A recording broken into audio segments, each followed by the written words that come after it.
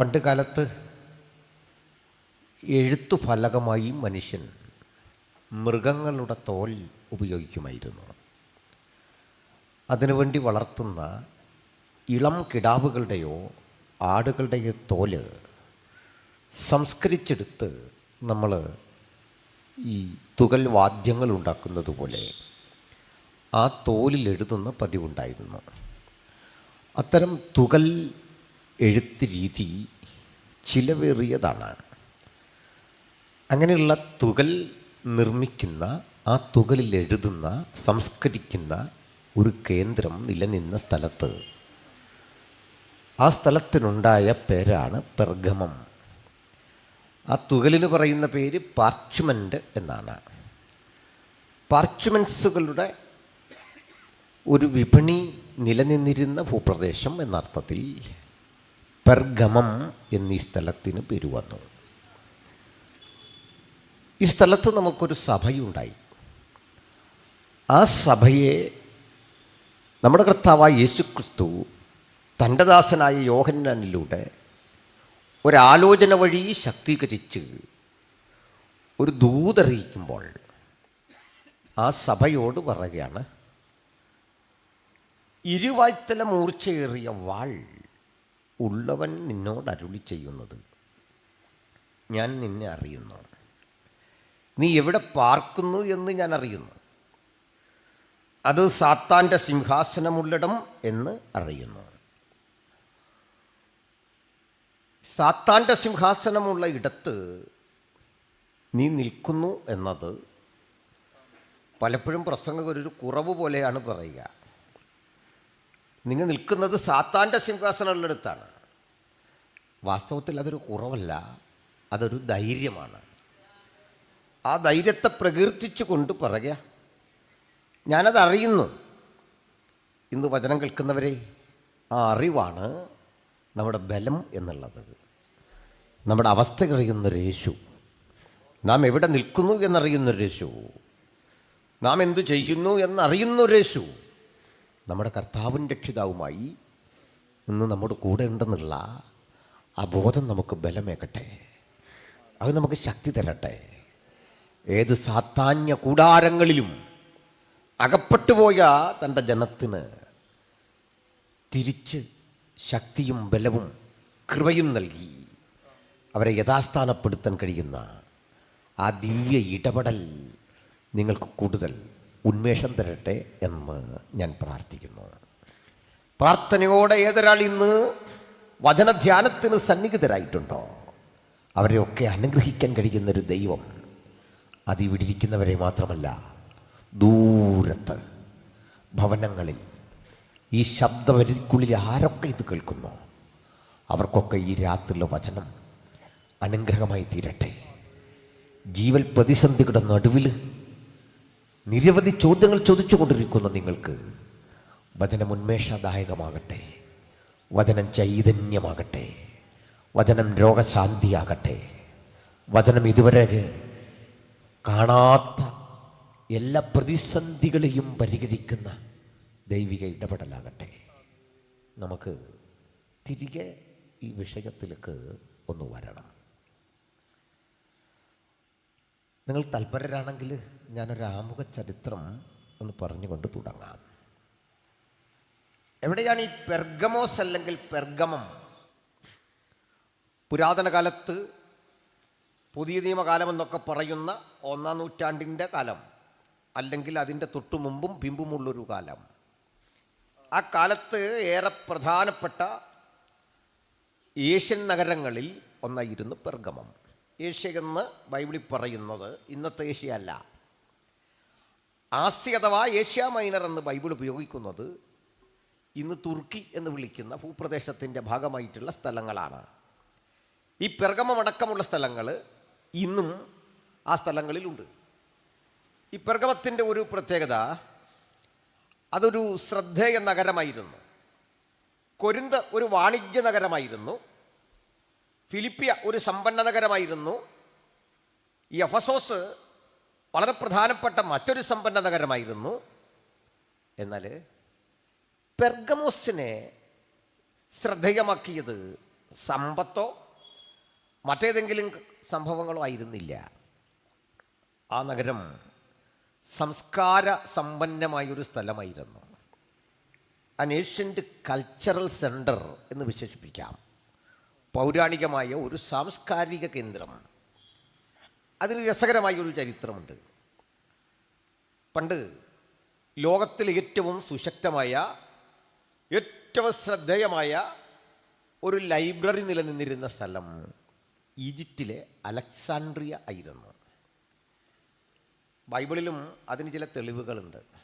അലക്സാൻഡ്രിയക്കാരനായി തിരുവെഴുത്തുകളിൽ വാഗ്വൈഭവമുള്ള Apollos, Alexandria വിശാലമായ നിരവധി ലക്ഷക്കണക്കിന് വോളിയം ഗ്രന്ഥങ്ങളെ ഉൾക്കൊള്ളുന്ന ലൈബ്രറി നിലനിന്നിരുന്ന ഒരു സ്ഥലമായിരുന്നു. മക്കൾ എന്തിനാ ചിരിക്കുന്നത്? അങ്കിൾ വെറുതെല്ലാം തെറ്റുന്നുണ്ടോ? എനിക്ക് തെറ്റിയോ? അലക്സാൻഡ്രിയ അല്ലേ? എന്നാൽ ഇങ്ങോട്ട് ശ്രദ്ധിച്ചിരിക്കണം, കളി പറഞ്ഞിരിക്കരുത് കേട്ടോ. ഞാനത് എനിക്ക് വല്ലതും തെറ്റിയത് അത് നിങ്ങൾ തിരുത്തുക, എന്നാൽ അതിന് കുഴപ്പമൊന്നുമില്ല. ഇത് കഴിഞ്ഞ് മതി, ഇത് കഴിഞ്ഞ് തിരുത്തണം, കുഴപ്പമില്ല. അപ്പോൾ ഇനി നമ്മൾ പറഞ്ഞു വരുമ്പോൾ അവർക്ക് വേറെ അഭിപ്രായം ഉണ്ടെങ്കിൽ കേൾക്കണ്ടേ, അതുകൊണ്ടാണ്, വഴക്ക് പറഞ്ഞല്ല.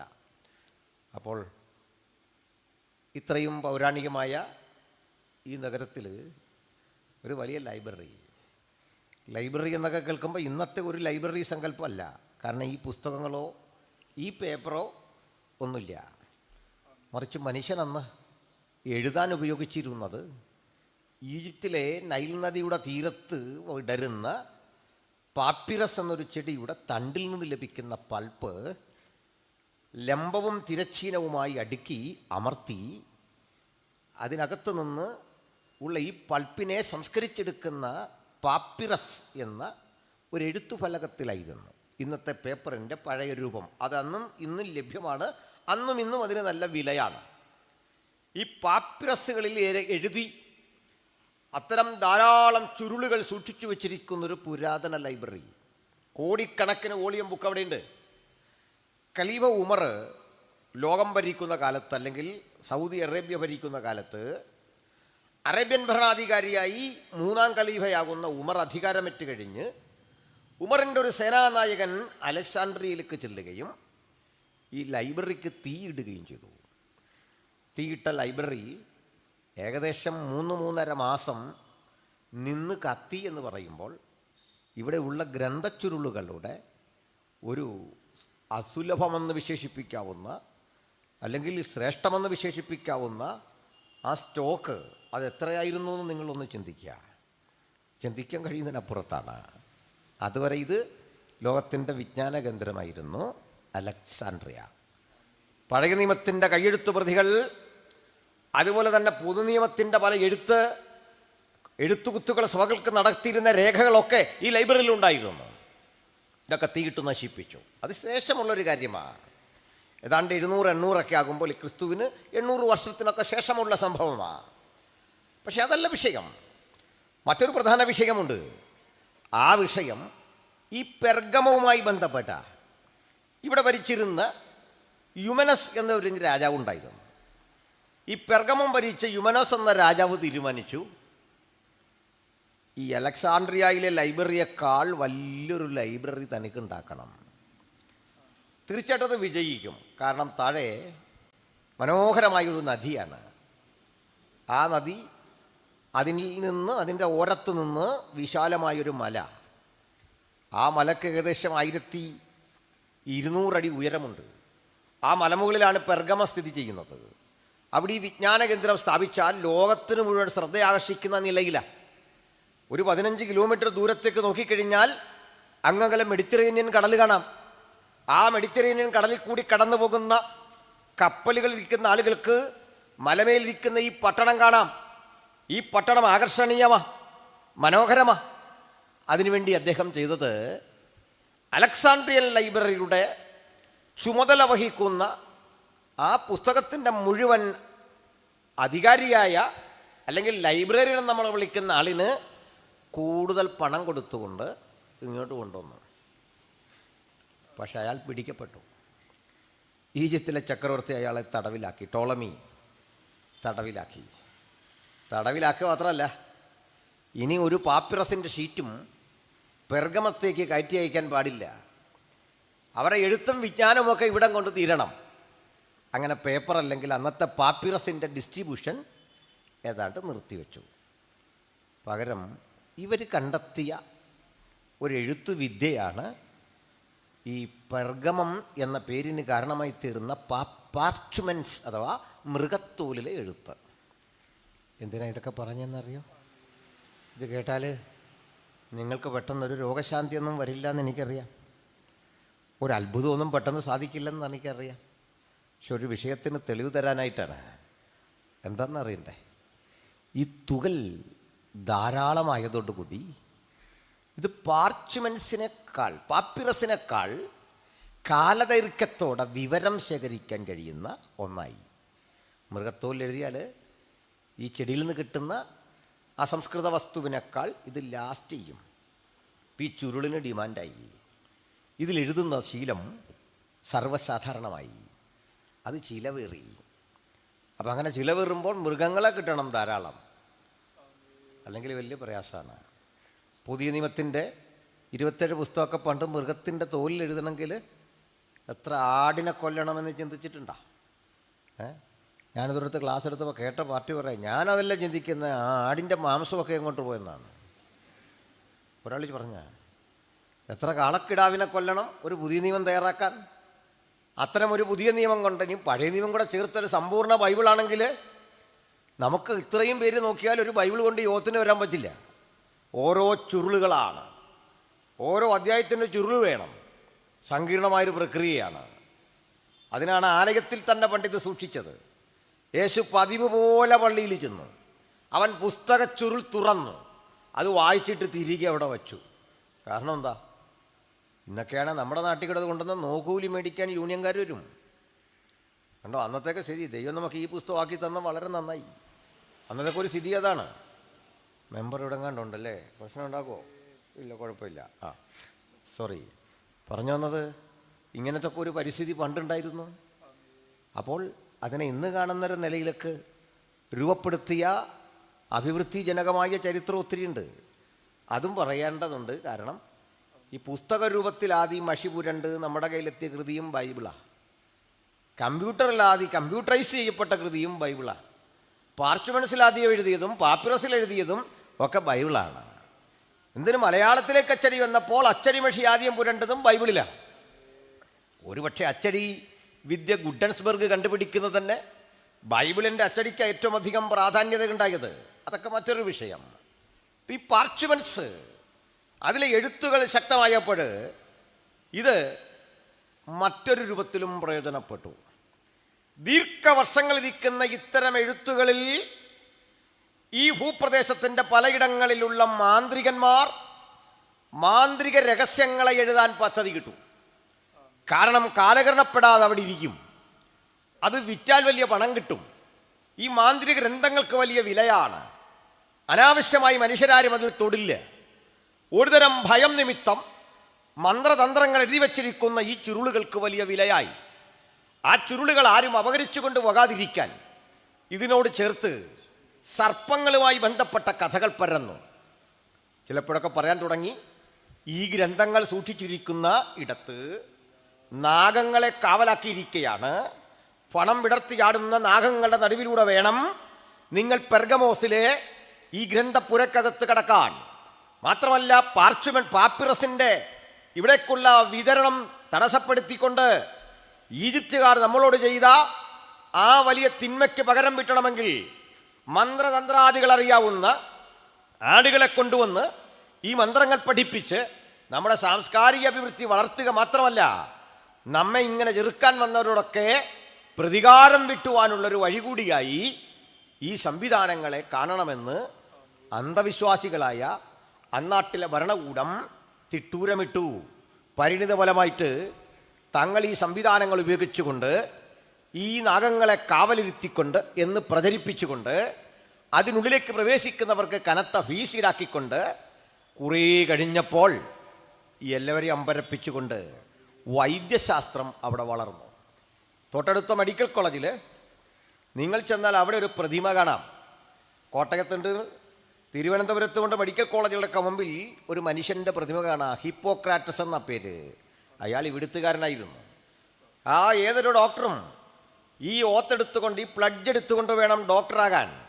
MBBS പാസ്സാകുന്നൊരു കുട്ടി ഇപ്പോഴും ഈ ആധുനിക ചികിത്സാരംഗം ഇത്രയും വളർന്നിട്ടും ഹിപ്പോക്രാറ്റസിൻ്റെ സത്യപ്രതിജ്ഞ ചെയ്ത് വേണം ഈ സ്റ്റെതസ്കോപ്പ് കയ്യിലെന്താൻ. മറ്റൊരു കാര്യം കൂടി പറയാം. ഈ സ്ഥലത്താണ് ആധുനിക വൈദ്യശാസ്ത്രത്തിൻ്റെ പഴയ രൂപം. ആ പഴയ രൂപം അത് പാമ്പുമായി കൂടി ബന്ധപ്പെട്ടതാ, മന്ത്രങ്ങളുമായി കൂടി ബന്ധപ്പെട്ടതാ. ഇന്നും അത് മാറുന്നില്ല. നിങ്ങൾ മെഡിക്കൽ കോളേജിൻ്റെ ഒരു ലോഗോ പരിശോധിക്കുക, അല്ലെങ്കിൽ ഇതുവഴി പോകുന്ന ഒരു ആംബുലൻസിൻ്റെ ആംബുലൻസിൽ പതിപ്പിച്ചിരിക്കുന്നൊരു ലോഗോ നോക്കുക. ഒരു പാമ്പും വടിയും നിങ്ങൾക്ക് കാണാം. എവിടെ നിന്നുണ്ടായി?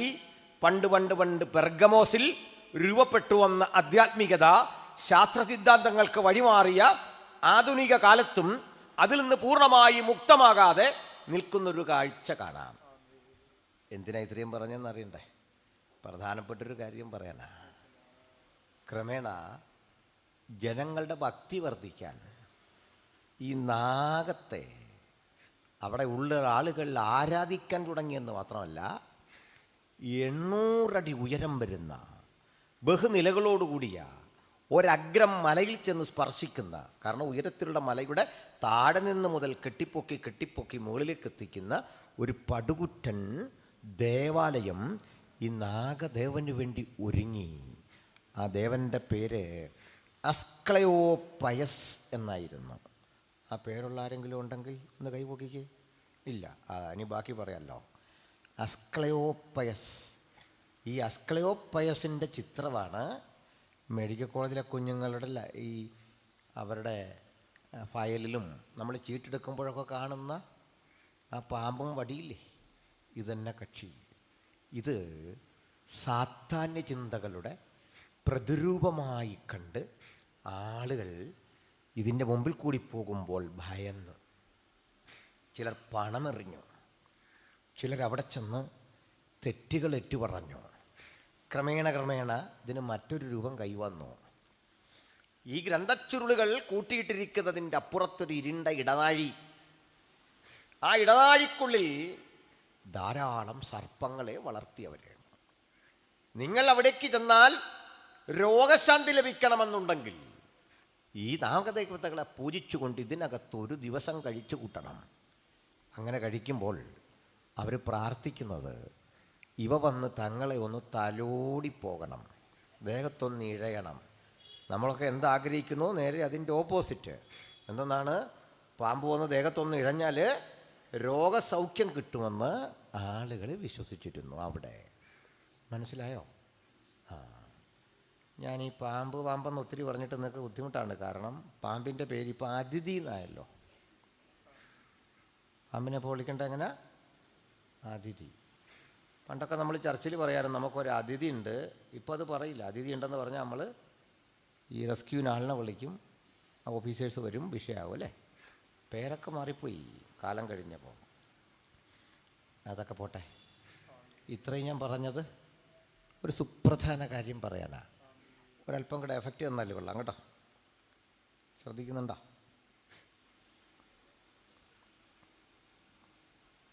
ആരാ ഇവിടെ അല്ലേ? തിരുവനന്തപുരത്ത് വരുമ്പോഴുള്ള വലിയൊരു സന്തോഷമാണ് ഈ സൗണ്ട് വർക്ക്. ഞാൻ ഇവിടെ നിന്നാണ് ഞങ്ങളുടെ നാട്ടിൽ പാട്ടും സൗണ്ടും ഒക്കെ കൊണ്ടുവന്നത്. സ്തോത്രം. അപ്പോൾ മതി. അസ്ക്ലയോപ്പയസിനെ പൂജിച്ച് ആരാധിച്ചു പോരുന്ന ഒരു പറ്റം മനുഷ്യർ. ഒരിടത്ത് സാംസ്കാരിക കേന്ദ്രം, അപ്പുറത്ത് മാറി ഇവയോട് പൂജ കട്ടുന്ന ഒരു സ്ഥലം.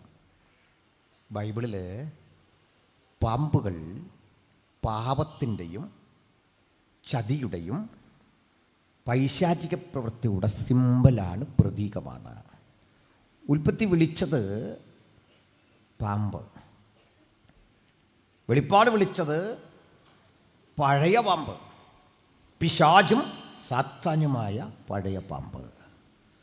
പെർഗമം സിറ്റിയിൽ ഉയരമുള്ള മലമുകളിൽ 800 അടി ഉയരത്തിൽ ലോകത്തിലാർക്കും കാണാൻ കഴിയും വിധം സജ്ജീകരിച്ചിരുന്ന അസ്ക്ലയോപ്പയസിൻ്റെ മനോഹരമായ ഈ ആരാധനാലയത്തിൻ്റെ ചുറ്റും ആളുകൾ തടിച്ചുകൂടും, ഈ നാഗദേവനെ ആരാധിക്കും. ഈ പരിസ്ഥിതി സംജാതമായപ്പോൾ അതിന് ചക്രവർത്തി ധാരാളം പണം കൊടുത്തുകൊണ്ടും പ്രോത്സാഹിപ്പിച്ചുകൊണ്ടും പരിഗണിച്ചുകൊണ്ടും ഈ ആരാധന ശക്തിപ്പെട്ടപ്പോൾ നാടിൻ്റെ കൂടെ ഒരു നിയമമായി മാറി. ഇതുവഴി യാത്ര ചെയ്യുന്ന ഏതൊരാളും, ഇവിടെ ജീവിച്ചിരിക്കുന്ന ഏതൊരാളും, ഇതുവഴി വരുന്ന ഏതൊരാളും ഈ ദേവാലയത്തിൻ്റെ അരികിലെത്തിയാൽ കണ്ണിൻ്റെ ദൃഷ്ടിയിൽ അത് പെട്ടുപോയാൽ അപ്പോഴേ ഈ നാഗപൂജ നിർവഹിക്കണം. നിയമമാണ്. അത് കഴിഞ്ഞാലുടൻ ചക്രവർത്തിയെ സ്തുതിക്കണം. ഈ രണ്ട് നിബന്ധനകൾ നിലനിൽക്കുന്ന നാട്ടിൽ നമ്മുടെ ഒരു സഭ രൂപപ്പെട്ടു എന്ന് മനസ്സിലായോ? റിസ്ക് എന്താന്ന് കേൾക്കാൻ എളുപ്പമാണ്. എന്താ പ്രശ്നം? ഇവയോടൊന്നും നമുക്ക് ബഹുമാനക്കുറവില്ലെന്ന്. നമ്മുടെ സഹോദരങ്ങൾ പോകുന്ന സ്ഥലമല്ലേ എന്തിനാ ബഹുമാനം കുറയുന്നത്? അതവിടെ നടക്കട്ടെ. പക്ഷേ ബഹുമാനമുണ്ട്. ഇവയോടല്ല, അവിടെ പോകുന്ന മനുഷ്യരോട്, നമ്മുടെ സഹോദരങ്ങളാണ്, പ്രശ്നമൊന്നുമില്ല. ആദരവുണ്ട് നിങ്ങളോട്. പക്ഷെ ആരാധിക്കാൻ വയ്യ. ജീവിതത്തിൽ ഞങ്ങൾ ആരാധിക്കുമെങ്കിൽ സൃഷ്ടാവിനെ മാത്രം. ഹല്ലേലൂയ.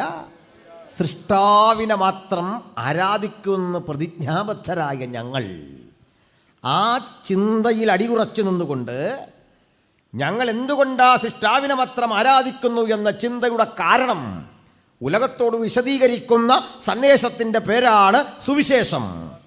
ആ സുവിശേഷം അരക്കുട്ടുറപ്പിച്ച് പറയുന്ന ഒരു സന്ദേശം ഇതാണ്: മറ്റൊരുവരിലും രക്ഷയില്ല. നാം രക്ഷിക്കപ്പെടുവാൻ ആകാശത്തിന് കീഴിൽ മനുഷ്യരുടെ ഇടയിൽ നൽകപ്പെട്ട ഒരേ ഒരു നാമം യേശുക്രിസ്തുവിൻ്റെ നാമം. ഈ നാമം പ്രസംഗിച്ചുകൊണ്ട്, ഈ നാമം പഠിപ്പിച്ചുകൊണ്ട് പെർഗമം എന്ന സ്ഥലത്ത് കാലങ്ങൾക്കപ്പുറത്ത് ഒരു സഭ രൂപപ്പെട്ടിരിക്കുന്നു. ആ സഭയിൽ അംഗസംഖ്യ അധികമില്ല. ആ സഭയ്ക്ക് വേണ്ടത്ര വരുമാനമില്ല.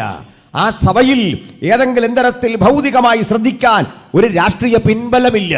പക്ഷേ ഈ സഭയെ തിരിച്ചറിഞ്ഞുകൊണ്ട് നസ്രയനായ യേശു പറയുക, എങ്കിലും നീ എൻ്റെ നാമം മുറുകെ പിടിച്ചത് ഞാൻ അറിയുന്നു.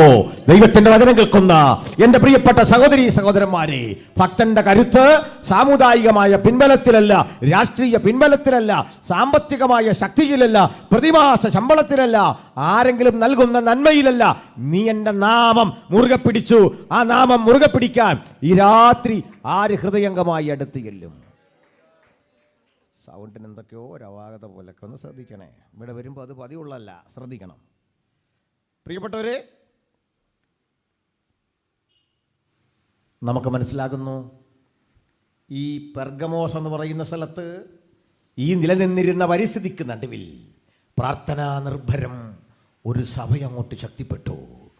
ഒരു കാര്യം ഉറപ്പാ, അദൃശ്യ ലോകത്തിലെ ഇത്തരം ദുഷ്ടശക്തികൾ വാസ്തവത്തിൽ മനുഷ്യനെ വഞ്ചിച്ചുകൊണ്ട് മാനവരാശിയെ മുഴുവൻ തകർത്ത ഏതന്യ ജീവിതത്തിൽ പണ്ട് ആദം ഹൗവമാർക്ക് അവരുടെ ആത്മീക ജീവിതത്തിന് വഴിത്തിരിവ് സൃഷ്ടിച്ചുകൊണ്ട് പാപസംബന്ധമായ പ്രവൃത്തികളിലേക്ക് മനുഷ്യരാശിയെ മുഴുവൻ തള്ളിവിട്ട് അവരുടെ തേജസ് നഷ്ടപ്പെടുത്തി, അവരുടെ ഏതന്യ ജീവിതാവസ്ഥകൾ നഷ്ടപ്പെടുത്തി, അവർ നിരാകരിക്കപ്പെട്ട ഇടത്ത് ഇതാ പെർഗമോസ് ഒരു ബദൽ ചിന്തയായി അപ്പുറത്ത് നിൽക്കുന്നു. അത് പെർഗമോസിൽ മാത്രമല്ല, ലോകത്തിൻ്റെ പലയിടങ്ങളിൽ അസ്കലോപ്പയസ് സൗഖ്യത്തിൻ്റെ നാഥനായി നിൽക്കുമ്പോൾ മറുവശത്ത് തിരുവെടുത്ത് ചൂണ്ടിക്കാണിച്ചുകൊണ്ട് ഒരു ബദൽ നമ്മളും അവതരിപ്പിക്കുന്നു. ഇതാ ഗിലയാദിൽ ഒരു വൈദ്യൻ.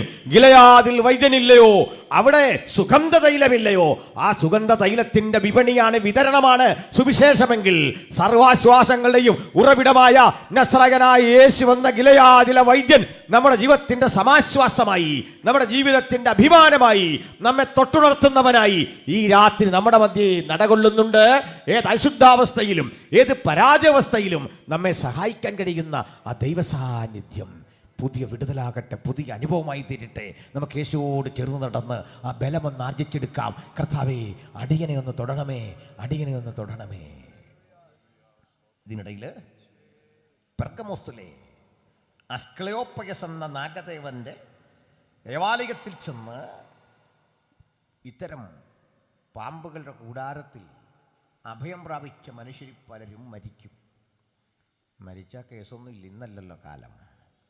മരിച്ചു പോകുന്ന മനുഷ്യരെ കുറിച്ച് അവർ ധരിച്ചത് അവർ അസ്ക്ലെയോപ്പയസിൻ്റെ ഈ ഏറ്റവും വേണ്ടപ്പെട്ട ഏറ്റവും ഇഷ്ടപ്പെട്ട ആളുകളായകയാൽ പെട്ടെന്ന് അവരെ സ്വർഗത്തിലെടുത്തെന്നാണ്.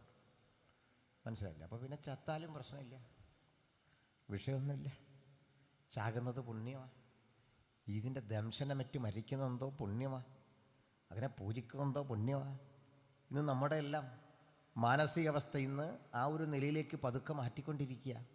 അത് ഭയക്കേണ്ട ജീവിയല്ലെന്നും അതിനെന്തൊക്കെയോ ഗുണങ്ങളുണ്ടെന്നും അത് നമ്മളെ കണ്ടാൽ ഇങ്ങനെ നിൽക്കുകയാണെന്നും അത് വെറുതെ അവിടെ നിന്നിട്ട് പോവുകയാണെന്നും ഒക്കെ പറഞ്ഞ് ഒത്തിരി കഥകൾ ഇന്ന് കേൾക്കാം. കുട്ടികൾ സ്വന്തമായിട്ട് നമ്മളുണ്ടാക്കിയതെല്ലാം നശിപ്പിക്കുക, അങ്ങനല്ലേ? ഇതെല്ലാം കയറി നശിപ്പിക്കുക. ആന വാഴയും പ്ലാവൊന്നും വെക്കുന്നില്ല. ആനയുടെയൊക്കെ എണ്ണം പെരുകി, മനുഷ്യനെ കൊല്ലുകയാണത്. മറ്റ് ജീവജാലങ്ങളുടെ എണ്ണം പെരുകി. ഈ കാഴ്ചപ്പാടുകളിലൊക്കെ മാറ്റം ഉണ്ടാകണം. ഇനി വരുന്ന ഭരണാധികാരികൾ ഇത്രയൊക്കെ വാഗ്ദാനം കൊണ്ട് അങ്ങോട്ട് വരണ്ട. ഞങ്ങളുടെ പ്രാണനെ സംരക്ഷിക്കണം. അതിന് വല്ലതും ഉണ്ടോ? മനുഷ്യൻ്റെ പ്രാണൻ സുപ്രധാനമാണെന്ന്. ഈ വിഷജീവികളിൽ നിന്നൊക്കെ മനുഷ്യൻ്റെ പ്രാണൻ സുപ്രധാനമാണ്. അവയെ നിങ്ങൾ കൊണ്ടുപോയി എവിടെയും വളർത്ത്. ഞങ്ങളുടെ മുൻ MLA, എൻ്റെ സ്നേഹിതൻ, ഞങ്ങൾ രണ്ടൂർ നാട്ടുകാരാണ്. മുൻ MLA PC ജോർജായിരുന്നു. അപ്പോൾ ഞങ്ങളുടെ നാട്ടിലൊരു വലിയ വിഷയം ഉണ്ടായി, ധാരാളം തെരുവ് നായ്ക്കൾ. അപ്പോഴാണ് ഈ മനേകാ ഗാന്ധി ഈ തെരുവ് നായ്ക്കളെ കൊല്ലുന്നതിനെക്കുറിച്ചൊക്കെ ചർച്ച വന്നപ്പോൾ അദ്ദേഹം പറഞ്ഞു, ഒരു കാര്യം ചെയ്യും, നമുക്കൊരു 5-6 തീവണ്ടി ബുക്ക് ചെയ്തിട്ട് ഇതിനെയെല്ലാം കയറ്റി അങ്ങോട്ട് വിടാം, അവർ കൊണ്ട് വളർത്തട്ടെ.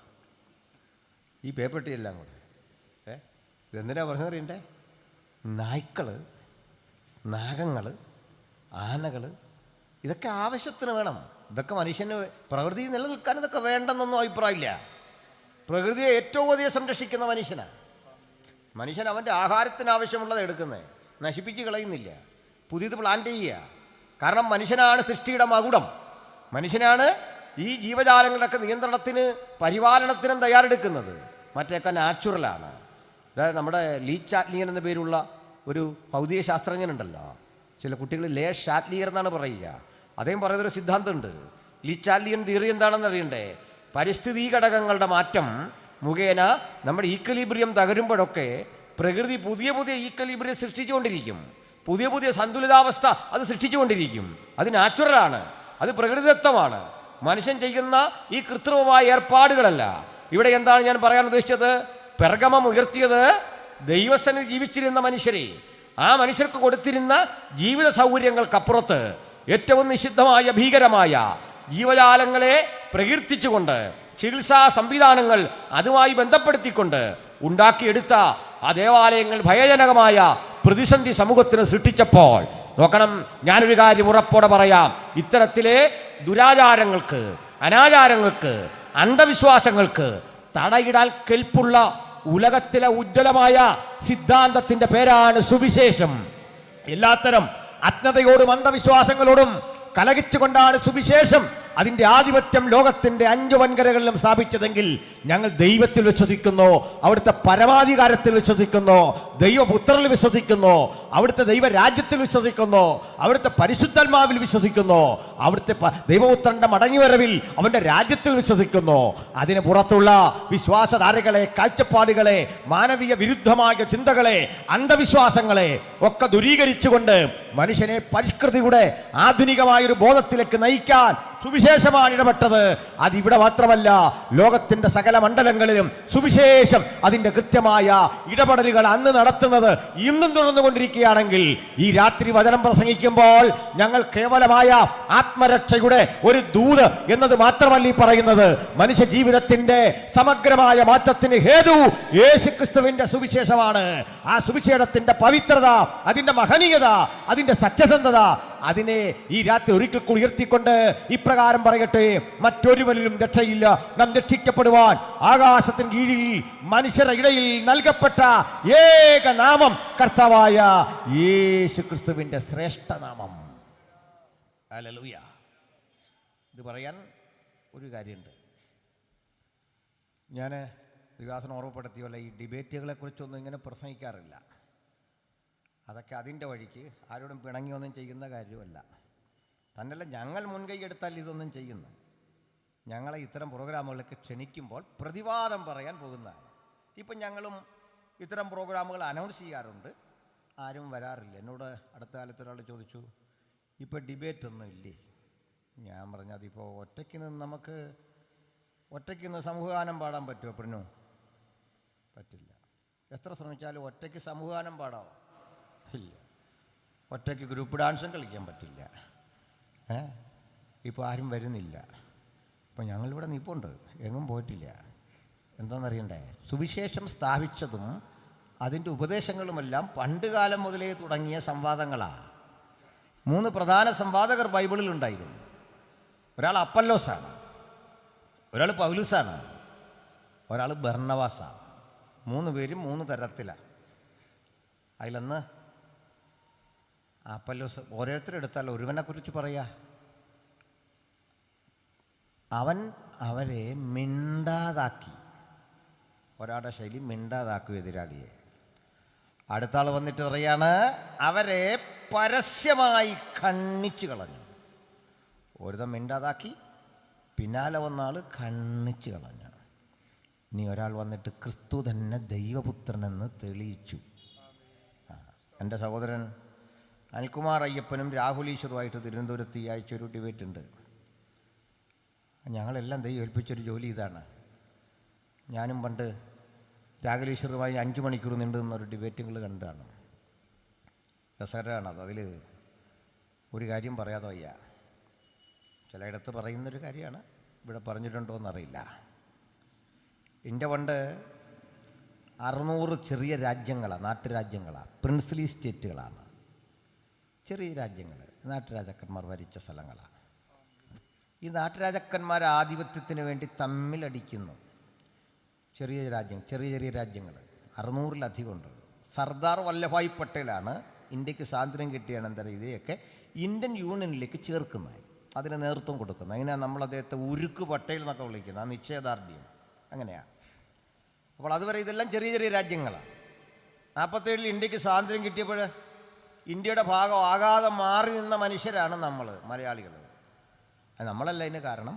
ഇവിടം ഭരിച്ചിരുന്ന ദിവാൻ സർ CP പറഞ്ഞു, ഞാൻ അങ്ങനെ ഇന്ത്യയുടെ ഭാഗമൊന്നും ആകുന്നില്ല. രാജാധികാരം തീർന്നു, ഇയാൾ ദിവാനാണ്, ചെന്നൈക്കാരൻ. ചെന്നൈയിൽ ഇപ്പോഴും സർ CPയുടെ റോഡുണ്ട്. സർ CP പറഞ്ഞു, ഞങ്ങൾ അങ്ങോട്ടില്ല, ഞങ്ങൾ ഇതൊരു സെപ്പറേറ്റ് രാജ്യമാക്കിയിട്ട് അമേരിക്ക പോലെ ഇത് കൊണ്ടുപോകുന്നു. അമേരിക്കൻ പ്രസിഡന്റ് എങ്ങനെ അമേരിക്ക ഭരിക്കുന്നു അതുപോലെ ഞാൻ ഈ തിരുവിതാംകൂർ കൊണ്ടുപോയിക്കോളാം, ഞാനിത് ഇതൊക്കെ നടത്തും, നിങ്ങൾ അങ്ങ് കേട്ടാൽ മതി. ഇയാൾ എന്ത് ചെയ്താൽ ചേരുന്നില്ല. അങ്ങനെ ഇരിക്കുന്ന ഘട്ടത്തിലാണ് ഇയാൾ മാത്രം ചേരാതെ വന്നപ്പോൾ കലാപം ശക്തിപ്പെട്ടപ്പോഴാണ് മണി എന്ന പേരുള്ളൊരു മനുഷ്യൻ ഈ പൊതുയോഗത്തിൽ ഇങ്ങനെ കേട്ടിരുന്നപ്പോൾ ആരോ പറഞ്ഞ്, ഈ സർ CP അങ്ങ് വകവരുത്തിയ പ്രശ്നം തീർന്നില്ല. ഈ മണി ഒരു പാവം മനുഷ്യനാണ്, പക്ഷേ ഒരു ധൈര്യം സംഭരിച്ചു. സർ CP വരുന്ന വഴിക്ക് ഇങ്ങനെ കാത്തു നിന്ന്, ഈ ട്രിവാൻഡ്രത്ത് കിടന്ന കാര്യമാണ്, ഇതൊക്കെ ചെയ്തിട്ട് നിങ്ങൾ മിണ്ടായിരിക്കുകയാണ്. ഇങ്ങോട്ട് വരുന്ന വഴിക്ക് വീശിക്കളഞ്ഞ് വാക്കത്തിക്ക് തലക്കിട്ട് വെട്ടിയ, മൂക്കിനിട്ട് കിട്ടി. അങ്ങനെ സർ CPയുടെ മൂക്കങ്ങ് ചെത്തി. പിന്നെ സർ CP ഇതിലേ പോയിന്ന് കണ്ടില്ല. അങ്ങനെ നമ്മൾ ഇന്ത്യയുടെ ഭാഗമായത്, മനസ്സിലായില്ലേ? അങ്ങനെ സർ CPയുടെ മൂക്ക് വെട്ടിക്കൊണ്ടാണ് നമ്മളങ്ങോട്ട് ചേർന്ന ഇന്ത്യയുടെ ഭാഗമായത്. അപ്പോൾ ഈസ്റ്റ് ഇന്ത്യ കമ്പനി ഇന്ത്യയിലേക്ക് അതിനു മുമ്പ് 1600-കളിൽ വരുന്നുണ്ട്, ബംഗാളിലൂടെയാണ് വരുന്നത്. ഈസ്റ്റ് ഇന്ത്യ കമ്പനി വരും മുമ്പ് ഇന്ത്യയിൽ പിന്നെയും ഈസ്റ്റ് ഇന്ത്യ കമ്പനികൾ വേറെയുണ്ട്. ബ്രിട്ടീഷുകാരെ കൂടാതെ ഈസ്റ്റ് ഇന്ത്യ കമ്പനി വേറെയുണ്ട്. പോർച്ചുഗീസുകാരുടെ ഈസ്റ്റ് ഇന്ത്യ കമ്പനി ഉണ്ട്, ഡച്ചുകാരുടെ ഈസ്റ്റ് ഇന്ത്യ കമ്പനി ഉണ്ട്, പിന്നീടാണ് ബ്രിട്ടീഷ് ഈസ്റ്റ് ഇന്ത്യ കമ്പനി വരുന്നത്. ഈ കമ്പനികൾ ഓരോന്ന് വരിക. പക്ഷേ ഏറ്റവും ഒടുവിൽ കമ്പനി നമ്മുടെ നാട് വിട്ടുപോയതാരാന്നറിയണ്ട. ഏറ്റവും ആദ്യം വന്നവൻ ഏറ്റവും ഒടുവിലാണ് പോയത്. ഏറ്റവും ആദ്യം വന്നത് പോർച്ചുഗീസുകാരാണ്.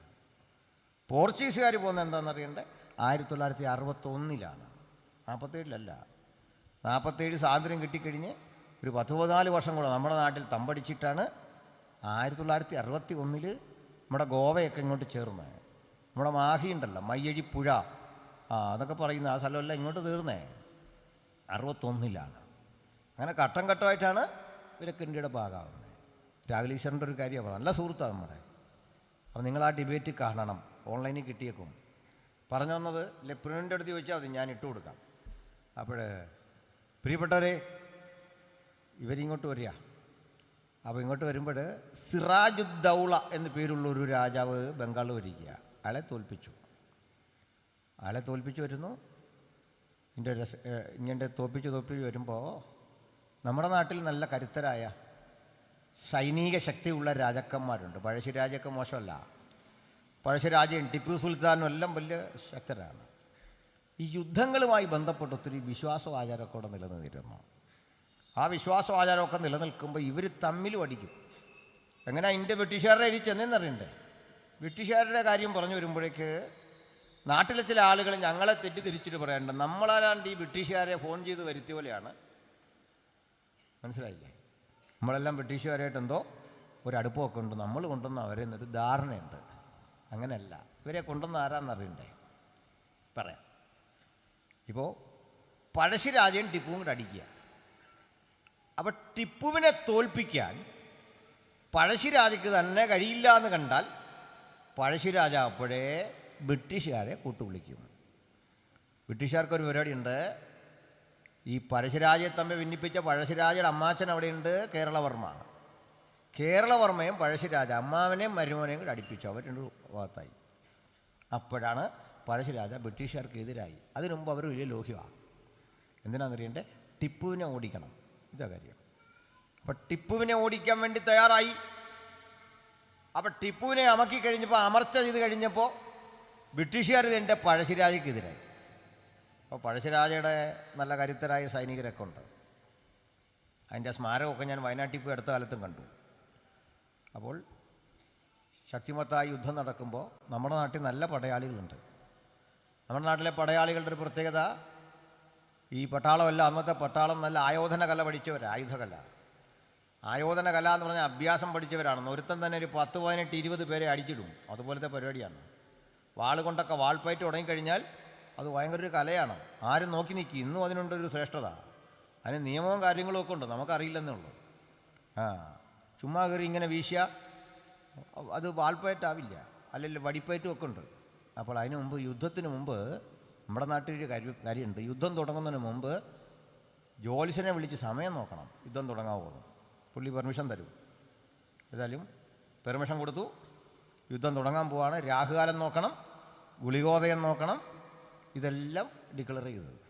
രാഹുവും കേതുവും ഗുളികനും ഒക്കെ ഉദിച്ചോന്നൊക്കെ നോക്കി യുദ്ധം തുടങ്ങിക്കഴിഞ്ഞാലുടൻ എതിരാളിയൊന്ന് വണങ്ങണം. അത് നല്ലൊരു കാര്യമാണ്. കാരണം നമ്മൾ അപ്പുറത്തൊരുത്തം നിൽക്കുകയാണെങ്കിൽ ഗുഡ് മോർണിംഗ് സാർ എന്നൊക്കെ പറഞ്ഞിട്ട് ചെവിക്കുറ്റിക്ക് ഒരെണ്ണം കൊടുക്കുക എന്ന് പറഞ്ഞാൽ ലോകത്ത് വേറൊരു രാജ്യത്തും ഇല്ല ഇങ്ങനത്തെ ഇത്രയും മര്യാദ. എന്തുകൊണ്ട്? സന്തോഷമായിട്ടിരിക്കണോ? ഇരിക്കട്ടെ ഒരെണ്ണം.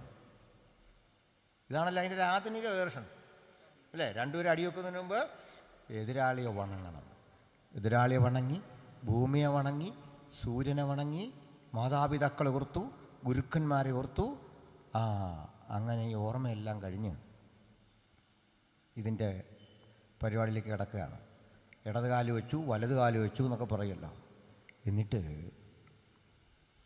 സിംഹത്തഞ്ചം പിടിച്ചു. സിംഹം ആക്രമിക്കാൻ ഒരുമ്പെടുന്ന പോലെ സിംഹത്തഞ്ചം പിടിച്ച് ഗജവടിവിൽ നിവർന്ന്, എന്ന് വെച്ചാൽ ആന ആക്രമിക്കാൻ വരുന്ന പോലെ നിവർന്ന് പരിപാടി അങ്ങോട്ട് തുടങ്ങി. പക്ഷെങ്കിൽ കുറച്ചു നേരം ഇതൊക്കെ നോക്കി നിന്ന ഈസ്റ്റ് ഇന്ത്യ കമ്പനിയുടെ സായിപ്പ് തോക്കെടുത്തങ്ങ് കാച്ചി. മനസ്സിലായില്ലേ? ഇന്ത്യ മുഴുവൻ അവൻ്റെ കയ്യിലിരുന്നു. സിംഹത്തഞ്ചം എന്തുവാന്ന് അവനറിയോ?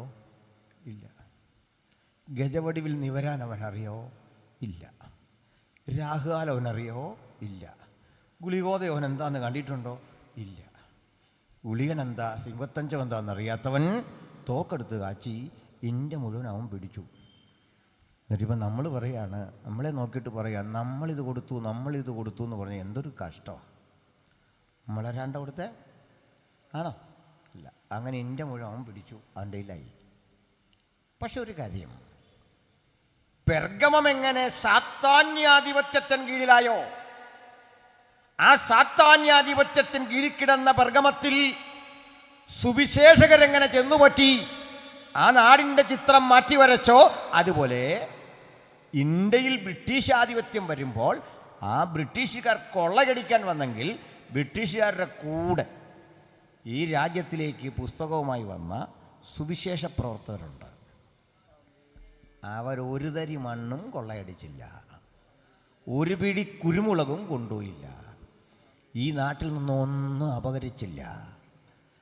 ലണ്ടനിൽ, ജർമ്മനിയിൽ, അമേരിക്കയിലൊക്കെ ഉണ്ടായിരുന്ന അവരുടെ ഭൂമി വിറ്റ് അവരുടെ സ്വത്തുക്കൾ വിറ്റ് ഈ രാജ്യത്തിൽ വന്ന് ഇവിടെയുള്ള ഭൂപ്രദേശങ്ങൾ വിലയ്ക്ക് വാങ്ങി കലാലയങ്ങൾ പടുത്തുയർത്തി ആ കലാലയങ്ങളിൽ ജാതിമത വർണ്ണവർഗ ഭേദമന്യേ എല്ലാത്തരം മനുഷ്യരെയും പഠിപ്പിക്കാനിരുത്തിക്കൊണ്ട് പള്ളിയോട് ചേർത്ത് ചാർത്തുണ്ടാക്കി പള്ളിക്കൂടങ്ങൾ കെട്ടിപ്പൊക്കിക്കൊണ്ട് പഠിക്കാൻ ഒരുമ്പെടുന്ന മനുഷ്യർക്ക് വേണ്ടി ലിപികൾ ഉണ്ടാക്കി, അക്ഷരങ്ങൾ വാർത്തുണ്ടാക്കി, പഠിക്കാൻ തയ്യാറെടുക്കുന്നവർക്ക് വേണ്ടി നിഘണ്ടു ഉണ്ടാക്കി, വ്യാകരണ പുസ്തകങ്ങൾ ഉണ്ടാക്കി. ഈ രാജ്യത്തിലെ എല്ലാത്തരം മനുഷ്യർക്കും അത് പഠിക്കാൻ സാർവത്രിക അവകാശം കൊടുത്തുകൊണ്ട് ആധുനിക ഇന്ത്യയെ നിർമ്മിച്ചത് ഇന്ത്യയിലേക്ക് സുവിശേഷത്തിന് വേണ്ടി വന്നിറങ്ങിയ യേശുവിൻ്റെ അനുഗാമികളാണ്. പെർഗമോസിനെ എങ്ങനെ സുവിശേഷം മാറ്റിമറിച്ചുവോ ഇതിൻ്റെ മറ്റൊരു രൂപത്തിൽ ഈ രാജ്യത്തിലും സുവിശേഷം അതിൻ്റെ പ്രവൃത്തി കൃത്യതയോടെ ചെയ്തെങ്കിൽ ആ സുവിശേഷം ഈ നാടിനെയും മാറ്റാൻ കാലമിതാ ഏറ്റവും സമാഗതമായി എന്ന സത്യം വീണ്ടും വിളംബരം ചെയ്ത് ഓതുവാൻ ഞങ്ങൾ ഈ അവസരം വിനിയോഗിക്കുന്നു.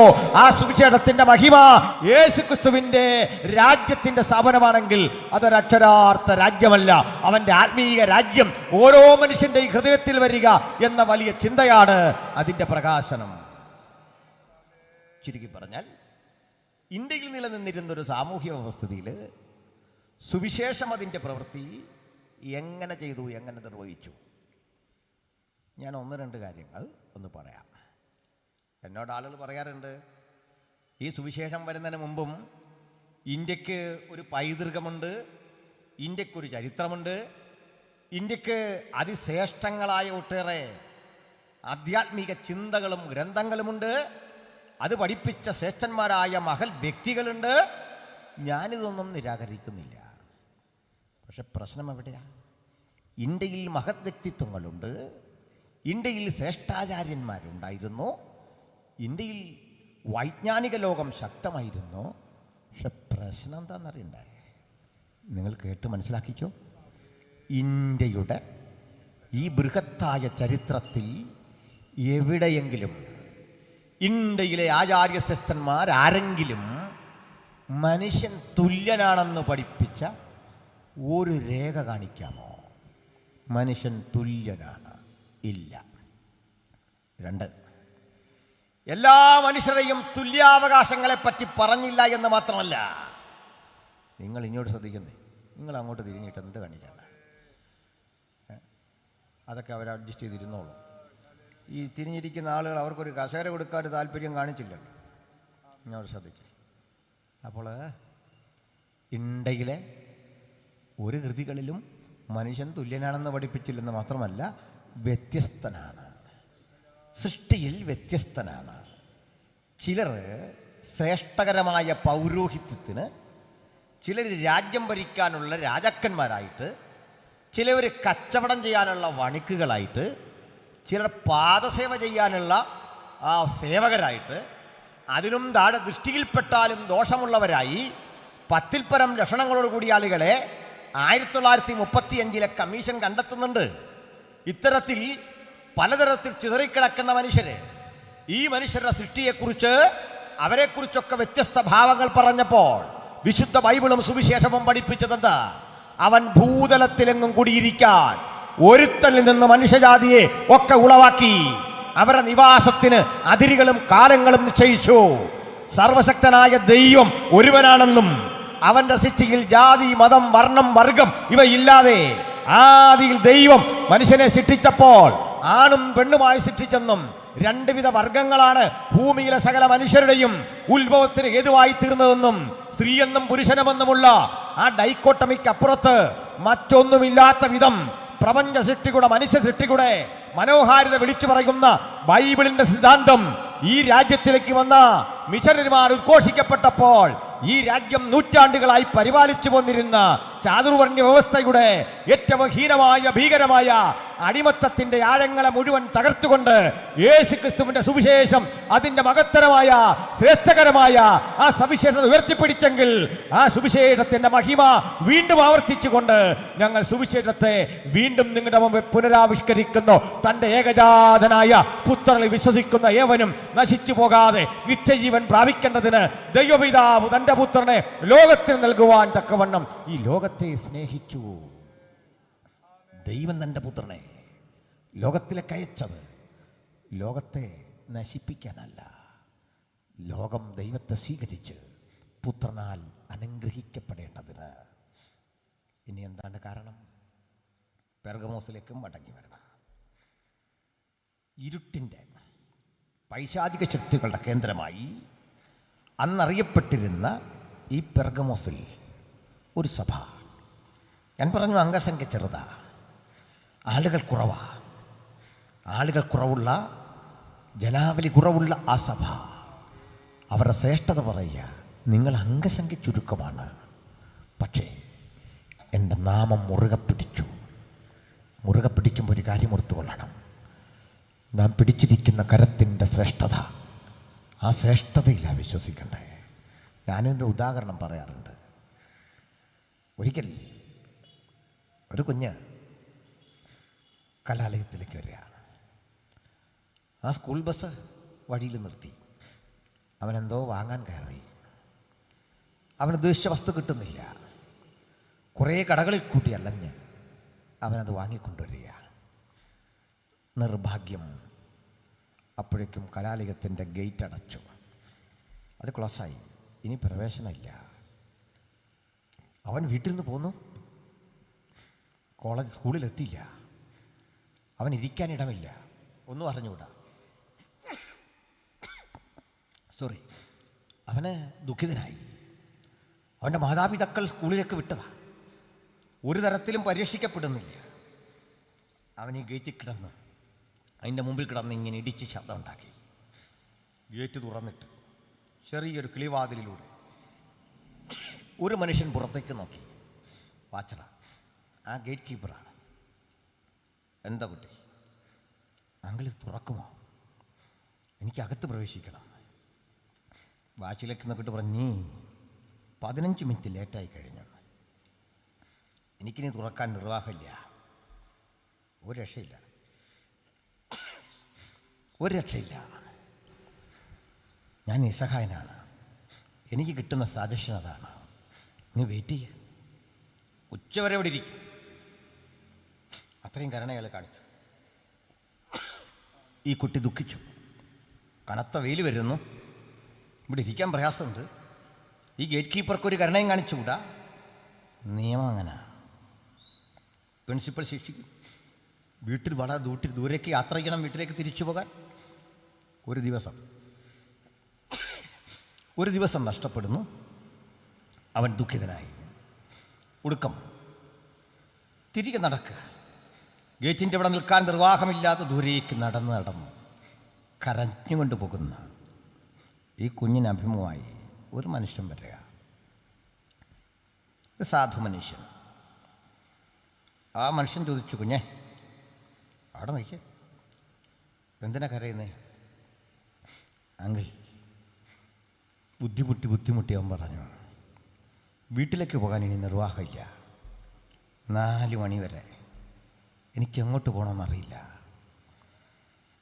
ക്ലാസ്സിൽ കയറാൻ ഇനി നിർവാഹമില്ല. ഇതെല്ലാം അടച്ചു. അത്രേ ഉള്ളോ? സാരമില്ല, നിന്നെ ഞാൻ സംരക്ഷിക്കുക, എൻ്റെ കൂടെ വാ. കുട്ടി പറഞ്ഞ അപരിചിതരോടൊപ്പം അങ്ങനെ പോകരുതെന്നാ മമ്മി പറഞ്ഞ, പാപ്പ പറഞ്ഞേ. വേറെ എങ്ങോട്ടുമല്ല, നീ വന്ന സ്കൂളിൻ്റെ അരികിലേക്ക് വാ. അപ്പോൾ പിന്നെ അപരിചിതത്വമുള്ള സ്ഥലമില്ലല്ലോ. കമോൺ. അവന് വിശ്വാസമായി. ആ മനുഷ്യൻ ഈ കൈനീട്ടി കൊടുത്തവൻ അവനെ പിടിച്ചു. നടന്ന് ഈ അടച്ച ഗേറ്റിൻ്റെ അവിടെ നിന്ന് ഗേറ്റോടടുക്കുമ്പോൾ ഈ കുട്ടി പറഞ്ഞ, അങ്കിൾ അങ്ങോട്ട് പോകണ്ട, ഞാൻ ലേറ്റായിപ്പോയി. ഇപ്പോൾ അവിടെ നിന്നിരുന്ന ഗേറ്റ് കീപ്പർ എന്നെ പറഞ്ഞു വിട്ടതേ ഉള്ളൂ. പുതിയ ആൾ ചാർജ് എടുത്തിരിക്കും. ഒരു കരുണയും കാണിക്കില്ല. ഇനി അവിടെ മുട്ടിയിട്ട് കാര്യമില്ല.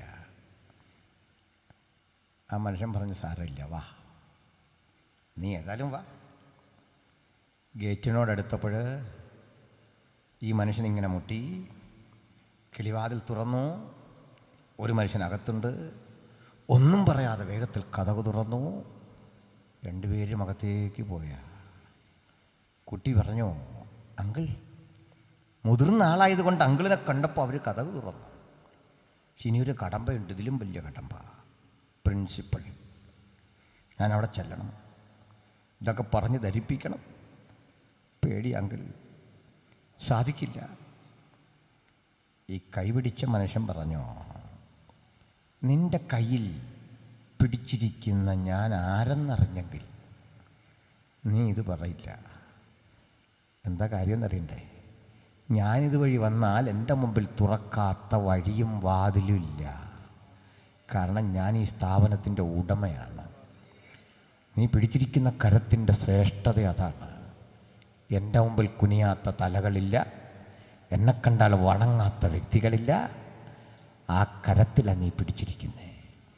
ഈ രാത്രി ആ കരത്തിൽ പിടിച്ച, പ്രപഞ്ചത്തിൻ്റെ മുഴുവൻ നാഥൻ്റെ കരത്തിൽ പിടിച്ച, ഉലകത്തിൻ്റെ ഉടമയുടെ കരങ്ങളിൽ പിടിച്ച, നമുക്ക് ജയത്തോടെ പറയാം, ഞങ്ങളുടെ ശക്തി നിന്റെ കരത്തിൽ പിടിച്ചത്, ആ നാമം ഉയർത്തിയത്.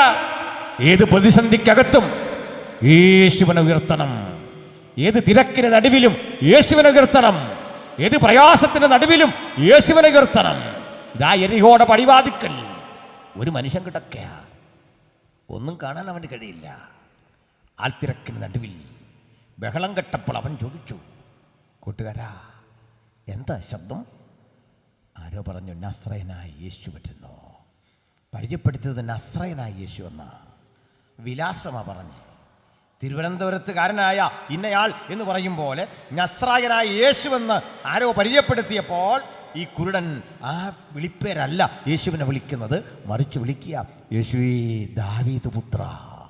ഉലകം പരിചയപ്പെടുത്തുന്ന പേരിനപ്പുറത്ത് ആത്മബന്ധം ശക്തിപ്പെട്ടിട്ട് വിളിക്കുക, യേശുവേ ദാവീദ് പുത്ര, ദാവീദ് പുത്ര, ദാവീദ് പുത്ര. ആളുകൾ പറഞ്ഞു, മിണ്ടാതിരി, ശബ്ദമുണ്ടാക്കരുത്. ഉലകം മുഴുവൻ നാവിനെ സ്തംഭിപ്പിക്കാൻ 100,000 വാക്കുകൾ പറയുമ്പോഴും അവൻ ഒറ്റക്കൊരുത്തൻ കെൽപ്പോടെ നിന്ന് വിളിച്ചു പറഞ്ഞു, യേശുവേ ദാവീദ് പുത്ര, ദാവീദ് പുത്ര. ഈ രാത്രി ആരുണ്ട് ആ നാമം ഒന്ന് മുറുകെ പിടിക്കാൻ? ആ നാമം മുറുകെ പിടിച്ചാൽ ഒരു കാര്യം ഉറപ്പാ, ദാവീദ് പുത്രൻ ഇവിടെ വരും, ഇവിടെ നിൽക്കും. ഈ ശബ്ദങ്ങൾക്ക്, ആരവാരങ്ങൾക്ക് നടുവിൽ ഒരു കാര്യം നിന്നോട് ചോദിക്കും, ഞാൻ നിനക്ക് വേണ്ടി എന്ത് ചെയ്തു തരയണം? നിനക്കെന്ത് വേണം? ദൂരത്തും ചാരത്തും ഇരുന്ന് വചനം കേൾക്കുന്ന സ്നേഹിതരെ, യേശുവിൻ്റെ നാമം മുറുകെ പിടിക്ക്. അവിടുന്ന് ചോദിക്കും, നിനക്കെന്ത് വേണം? ഞാൻ നിനക്കെന്ത് ചെയ്യണം? ഒന്നുറപ്പിച്ചു, അവനാൽ കഴിയാത്ത ഒരു കാര്യവുമില്ല. അത് നമ്മുടെ ജീവിതത്തിൻ്റെ ചിന്തയുടെ പ്രചോദനമായി തീരട്ടെ. അവിടത്തേക്ക് നിർവഹിക്കാൻ കഴിയാത്ത ഒരു കാര്യവുമില്ല. ക്ഷണത്തിൽ യേശുവിൻ്റെ അരികിൽ നിന്നു, നിനക്കെന്ത് വേണം? ഇവൻ ചെയ്തൊരു കാര്യമുണ്ടേ. യേശുവിനെ അന്നത്തെ മനുഷ്യർ പരിഹസിച്ച് വിളിക്കാറുണ്ട്, ശാസ്ത്രമറിയാത്തവൻ, വിവരം കെട്ടവൻ, തച്ചൻ്റെ മകൻ. ആക്ഷേപത്തിൻ്റെ പേരാ. കണ്ണു തുറന്നിരിക്കുന്ന ആയിരക്കണക്കിന് ആളുകൾ യേശുവിനെ തച്ചൻ്റെ മകൻ എന്ന് വിളിച്ച് ആക്ഷേപിക്കുമ്പോൾ ഒരുത്തൻ മാത്രം രാജാവിൻ്റെ മകൻ എന്നർത്ഥമുള്ളൊരു വിളി, ദാവീദ് പുത്ര. ആ ഒറ്റപ്പെട്ട ശബ്ദമാണ് ഇന്ന് തിരഞ്ഞ് നമ്മുടെ കർത്താവിവിടെ വന്നതെങ്കിൽ, പരിഹാസ ശരങ്ങൾ കൊണ്ട് അവനെ എയ്യുവാൻ കാത്തു നിൽക്കുന്ന, അസ്ത്രം കുലച്ചു നിൽക്കുന്ന പ്രതികൂല ശക്തികളുടെ നടുവിൽ യേശുവിനെ നിർത്തിയട്ടെ. അവൻ അരികിലേക്ക് വന്ന് പറയുക, കാഴ്ച പ്രാപിക്കുക. ക്ഷണത്തിൽ അവൻ ഈ പ്രപഞ്ചത്തെ കണ്ടു, തനിക്ക് സൗഖ്യം നൽകിയവനെ കണ്ടു, പരിഹസിച്ചവരെ കണ്ടു. സത്യം നിമിത്തം ഉയർത്തേണ്ടതിന് തിരുനാമമെന്ന കൊടി അതിനെ എന്നും ഉയർത്തിക്കൊണ്ടിരിക്കാൻ ഭക്തന് ദൈവം കൃപ തരട്ടെ, ബലം തരട്ടെ എന്ന് ഞാൻ പ്രാർത്ഥിക്കുന്നു. സഹൃദയരേ, പെർഗമോസിലേക്ക് മടങ്ങി വരാം. കൈക്കസ് നദിയുടെ തീരത്ത് 1200 അടി ഉയരത്തിൽ ആ മലമുകളിൽ പണി കഴിപ്പിച്ച മനോഹര പട്ടണത്തിൽ സർവദേശത്തിലുമുള്ള ആളുകളെ ആകർഷിക്കുമാർ നിൽക്കുന്ന മനോഹരമായൊരു വിജ്ഞാന കേന്ദ്രം. അതിൽ നിരവധി പാർച്ച്മെന്റ് ഷീറ്റുകളിൽ എഴുതിയ വിജ്ഞാനത്തിൻ്റെ, അറിവിൻ്റെ ഇതുവരെ കാണാത്ത പലതരം ആശയങ്ങളുടെ രേഖകൾ. അവയോടൊപ്പം മനുഷ്യജീവിതത്തിന് സമാധാനം തരുമെന്നും അവൻ്റെ ലോകത്തിന് സൗഖ്യം തരുമെന്നും ചിന്തിച്ചുകൊണ്ട് പഴയ ലോകം തയ്യാറാക്കിയ 100,000 മാന്ത്രിക കർമ്മങ്ങളുടെ, ആചാരങ്ങളുടെ ഗ്രന്ഥങ്ങൾ. ആ ഗ്രന്ഥപ്പുരയുടെ സംരക്ഷണത്തിന് അവർ പറഞ്ഞ് പ്രചരിപ്പിച്ച നാഗദേവതകളുടെ കാവൽ. ഇതിനെ കണ്ട് ഭയക്കുന്ന മനുഷ്യര് ചികിത്സാർത്ഥം വരുമ്പോൾ ജീവനുള്ള പാമ്പുകൾക്കൊപ്പം മനുഷ്യരെ ഇട്ടുകൊണ്ട് അവരുടെ ശരീരത്തിലൂടെ ഇഴയുമ്പോൾ അത് തൻ്റെ ഇഷ്ടദേവന്റെ സന്ദർശനമെന്ന് കരുതിക്കൊണ്ട് വേണ്ടി വന്നാൽ അത് കൊത്തി മരിച്ചാൽ പോലും സായുജ്യമെന്ന് കരുതുന്ന ഭക്തിയുടെ വല്ലാത്ത വിൽപ്പന കേന്ദ്രത്തിൽ അതിനെതിരെ ബദൽ സൃഷ്ടിക്കാൻ ദൈവത്താൽ നിയോഗിക്കപ്പെട്ട ഒരു പറ്റം സാധുക്കൾ ആത്മാവിൻ്റെ ഐക്യതയോട് ഒത്തുകൂടുമ്പോൾ ലോകം ചോദിക്കും, നിങ്ങൾക്കിതെങ്ങനെ സാധിക്കും ചോദിക്കുമ്പോൾ ഭക്തൻ പറയണം, സൈന്യത്താലല്ല, ശക്തിയാലല്ല, നിന്റെ ആത്മാവിനാൽ. ഈ അത്യന്ത ശക്തി ഞങ്ങളുടെ സ്വന്തമല്ല, ദൈവത്തിന്റെ ദാനമത്രേ എന്ന് വരേണ്ടതിന് പകരപ്പെട്ടിരിക്കുന്നത് ഈ മൺകൂടാരങ്ങളിൽ. ഈ ശക്തിയോടെ സാത്താന്യ കോട്ടകളെ ഇടിച്ച് പുത്തൻ ജയം കൈവരിക്കാൻ ആരും ഇന്ന് രാത്രി സമർപ്പിതരായി ദൈവത്തിന്റെ സന്നിധിയിൽ ഇതാ പ്രയോജനപ്പെടുത്തുന്ന ഒരു ദൈവം, ഉപയോഗിക്കുന്ന ഒരു ദൈവം, സന്ദർശിക്കുന്ന ഒരു ദൈവം, നമ്മളെ അടിമുടി മാറ്റുന്ന ഒരു ദൈവം, സൗഖ്യമാക്കുന്ന ഒരു ദൈവം, സന്ദർശിക്കുന്ന ഒരു ദൈവം. ആമേൻ. ഈ പെർഗമോസിൽ ഈ സഭ ശക്തിപ്പെട്ടു, അനുഗ്രഹിക്കപ്പെട്ടു. ഒരു സഭ അനുഗ്രഹിക്കപ്പെടുക എന്ന് വെച്ചാൽ ധാരാളം പേർ കൂടുന്നതിലല്ല, എൻ്റെ അടുത്ത് ആൾ കൂടുന്നൊന്നുമല്ല, ധാരാളം പേർ വരട്ടെ. ഒരു സഭ അനുഗ്രഹിക്കപ്പെടുന്നത് മനോഹരമായ ബിൽഡിംഗ് ഉണ്ടാക്കുമ്പോഴല്ല. ബിൽഡിംഗ് വേണം, അത് അനുഗ്രഹം തന്നെയാ, ആൾപ്പെരുപ്പം അനുഗ്രഹം തന്നെയാ.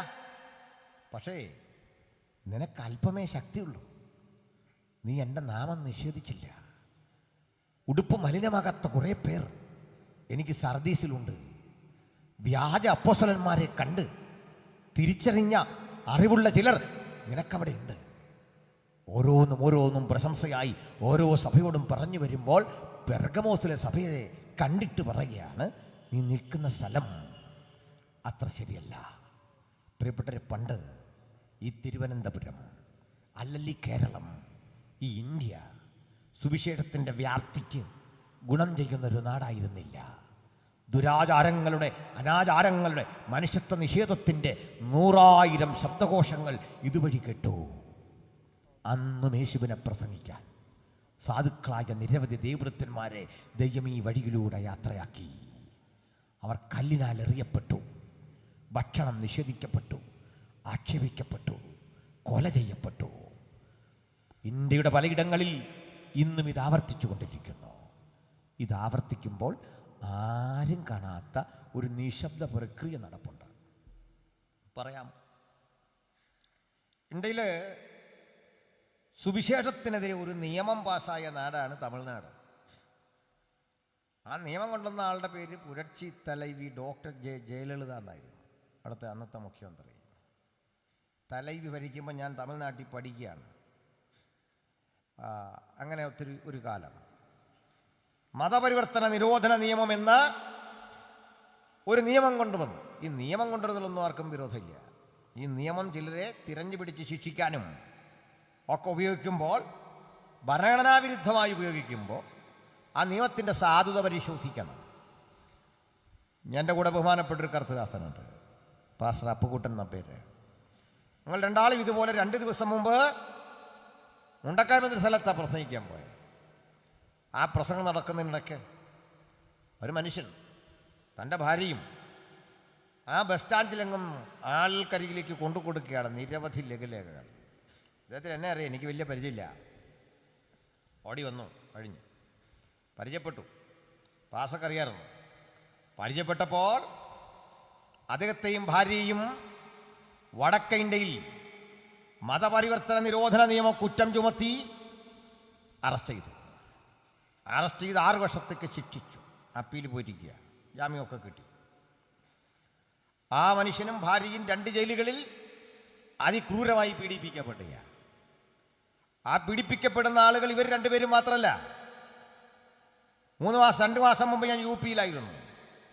ഇങ്ങനെ ജയിലിക്കിടന്ന ചില മനുഷ്യരെ കണ്ടു. അവർക്ക് കൊടുക്കുന്ന ഭക്ഷണ രീതികളെക്കുറിച്ച് മനസ്സിലാക്കി. വലിയ നിരാശജനകമാണ്. നമ്മൾ ഈ ജയിലിലൊക്കെ ഉള്ള ഭക്ഷണത്തിൻ്റെ മെനു ഒക്കെ വായിക്കാറുണ്ട്. എനിക്ക് ആ മെനു ഒക്കെ വായിച്ചിട്ട് അവിടെ പോയാൽ എന്താണെന്ന് ഇരിക്കും. ആട്ടിറച്ചി ഉണ്ടെന്നും. ഒരു കാര്യം നിങ്ങൾക്ക് അറിയണ്ടേ, ഈ പേരിലെ ഇതൊക്കെ ഉള്ളൂ. ഇതൊക്കെ ഉദ്യോഗസ്ഥന്മാർ അടിച്ചെടുക്കും പകുതി. ഈ ചാറൊക്കെ ആ പാവങ്ങൾക്ക് കിട്ടുന്നത്. കുറ്റവാളികളാണെങ്കിൽ ഒരു മനുഷ്യരല്ലേ, അവരുടെ കെയർ ഓഫിൽ ഇങ്ങനെ തിന്ന് തീർക്കരുത്. അതേ എനിക്ക് പറയാനുള്ളൂ. ഇത് കേട്ടാൽ ഈ കുറ്റവാളികൾ ഇതെല്ലാം തിന്ന് തീർക്കുകയാണ്. ഇതൊക്കെ കുട്ടികൾക്ക് സ്കൂളിൽ കൊടുക്കണ്ടേ, ഉപ്പുമാവിന് പകരം എന്നൊക്കെ ചോദിക്കുന്നുണ്ട്. പക്ഷേ ഇത് എന്തിനാ വീണ്ടും വീണ്ടും അനുവദിക്കുകയെന്ന് അറിയണ്ടേ? ഈ സാറുമാരുടെ വീട്ടിലേക്ക് കൊണ്ടുപോകാനാണ്. അല്ല, ഈ തടവുള്ളികളോട് താല്പര്യം കൊണ്ടല്ലിത്. ഇങ്ങനെയുള്ള ഒത്തിരി പണികൾ കിടപ്പുണ്ട് നമ്മുടെ എല്ലാം നാട്ടിൽ. ഇതൊന്നും മോണിറ്റർ ചെയ്യാനുള്ള സംവിധാനങ്ങളൊന്നും ഇല്ല. അതൊക്കെ പോട്ടെ, ഇവരുടെ കോട്ടയൊക്കെ എങ്ങോട്ട് പോകുന്നുള്ള മറ്റൊരു സത്യം. ഈ കേരളത്തിൽ കുറേയെങ്കിലുമൊക്കെ കിട്ടുന്നുണ്ട്. എന്നാൽ അതിൻ്റെ അവിടെ കിടക്കുന്നൊരു മനുഷ്യരല്ലേ, അവർക്ക് ഭക്ഷണം കൊടുക്കണ്ടേ? അവിടെ മറുവശം എടുക്കാം. ഇങ്ങനെ സുവിശേഷം പ്രസംഗിച്ചു വന്ന പേര് ജയിലിൽ കൊണ്ടിരുന്ന മനുഷ്യരെ ഏറ്റവും മോശമായ വിധത്തിൽ ട്രീറ്റ് ചെയ്യുക. പൊട്ടിപ്പൊളിഞ്ഞ ടോയ്ലറ്റുള്ള ഇടത്ത്, കൊടും ക്രിമിനലുകളെ പാർപ്പിക്കുന്ന ഇടത്ത് കൊണ്ടിട്ടിരിക്കുക. ഞങ്ങൾ എന്ത് തെറ്റാ ചെയ്തേ ഈ രാജ്യത്ത്?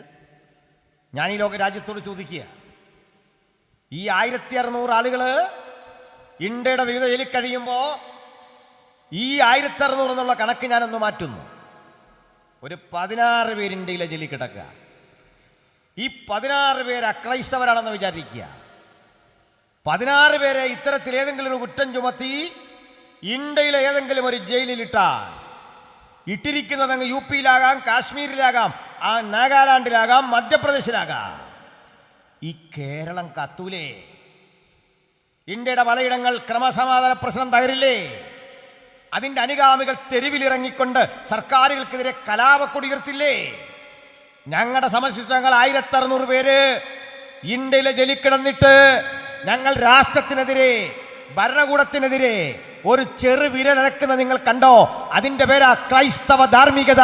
അതാ യേശു പഠിപ്പിച്ച സഹനത്തിൻ്റെ, ക്ഷമയുടെ, യേശു പഠിപ്പിച്ച നിതാന്തമായ ആ സമാധാനത്തിൻ്റെ ശീലം എന്ന ഒരു സത്യം ഞങ്ങൾ ഈ നാടിനോട് വിളിച്ചു പറയുമ്പോൾ, മറ്റൊന്നുകൂടി, ഈ ജയിലിൽ ഇത്ര ഭീകരമായ വിധത്തിൽ പീഡിപ്പിക്കപ്പെട്ട മനുഷ്യന് തെരുവിലിറങ്ങി ഇന്നും ആവേശപുരസരം സുവിശേഷപ്രതി വിതരണം ചെയ്യാൻ ഒരു തടസ്സവുമില്ലെന്ന് മാത്രമല്ല, അദ്ദേഹത്തിൻ്റെ മുഖത്തെ ചൈതന്യം പറ്റാതെ, അദ്ദേഹത്തിൻ്റെ മുഖത്തെ സന്തോഷം പറ്റാതെ ഊർജ്ജസ്വലനായി ഈ പ്രവർത്തിക്കാൻ കാരണമെന്താ?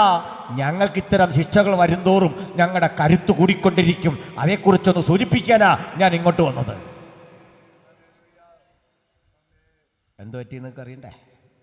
ഇത്തരം മതപരിവർത്തന നിയമം കാട്ടി യേശുവിൻ്റെ അനുഗാമികളുടെ മുട്ടുവിറപ്പിക്കാൻ ഒരുമ്പെട്ടിറങ്ങിയ പുരട്ചി തലൈവിയുടെ മുട്ടുവിറച്ചതല്ലാതെ ഞങ്ങൾ കീഴടങ്ങിയ ചരിത്രമില്ല.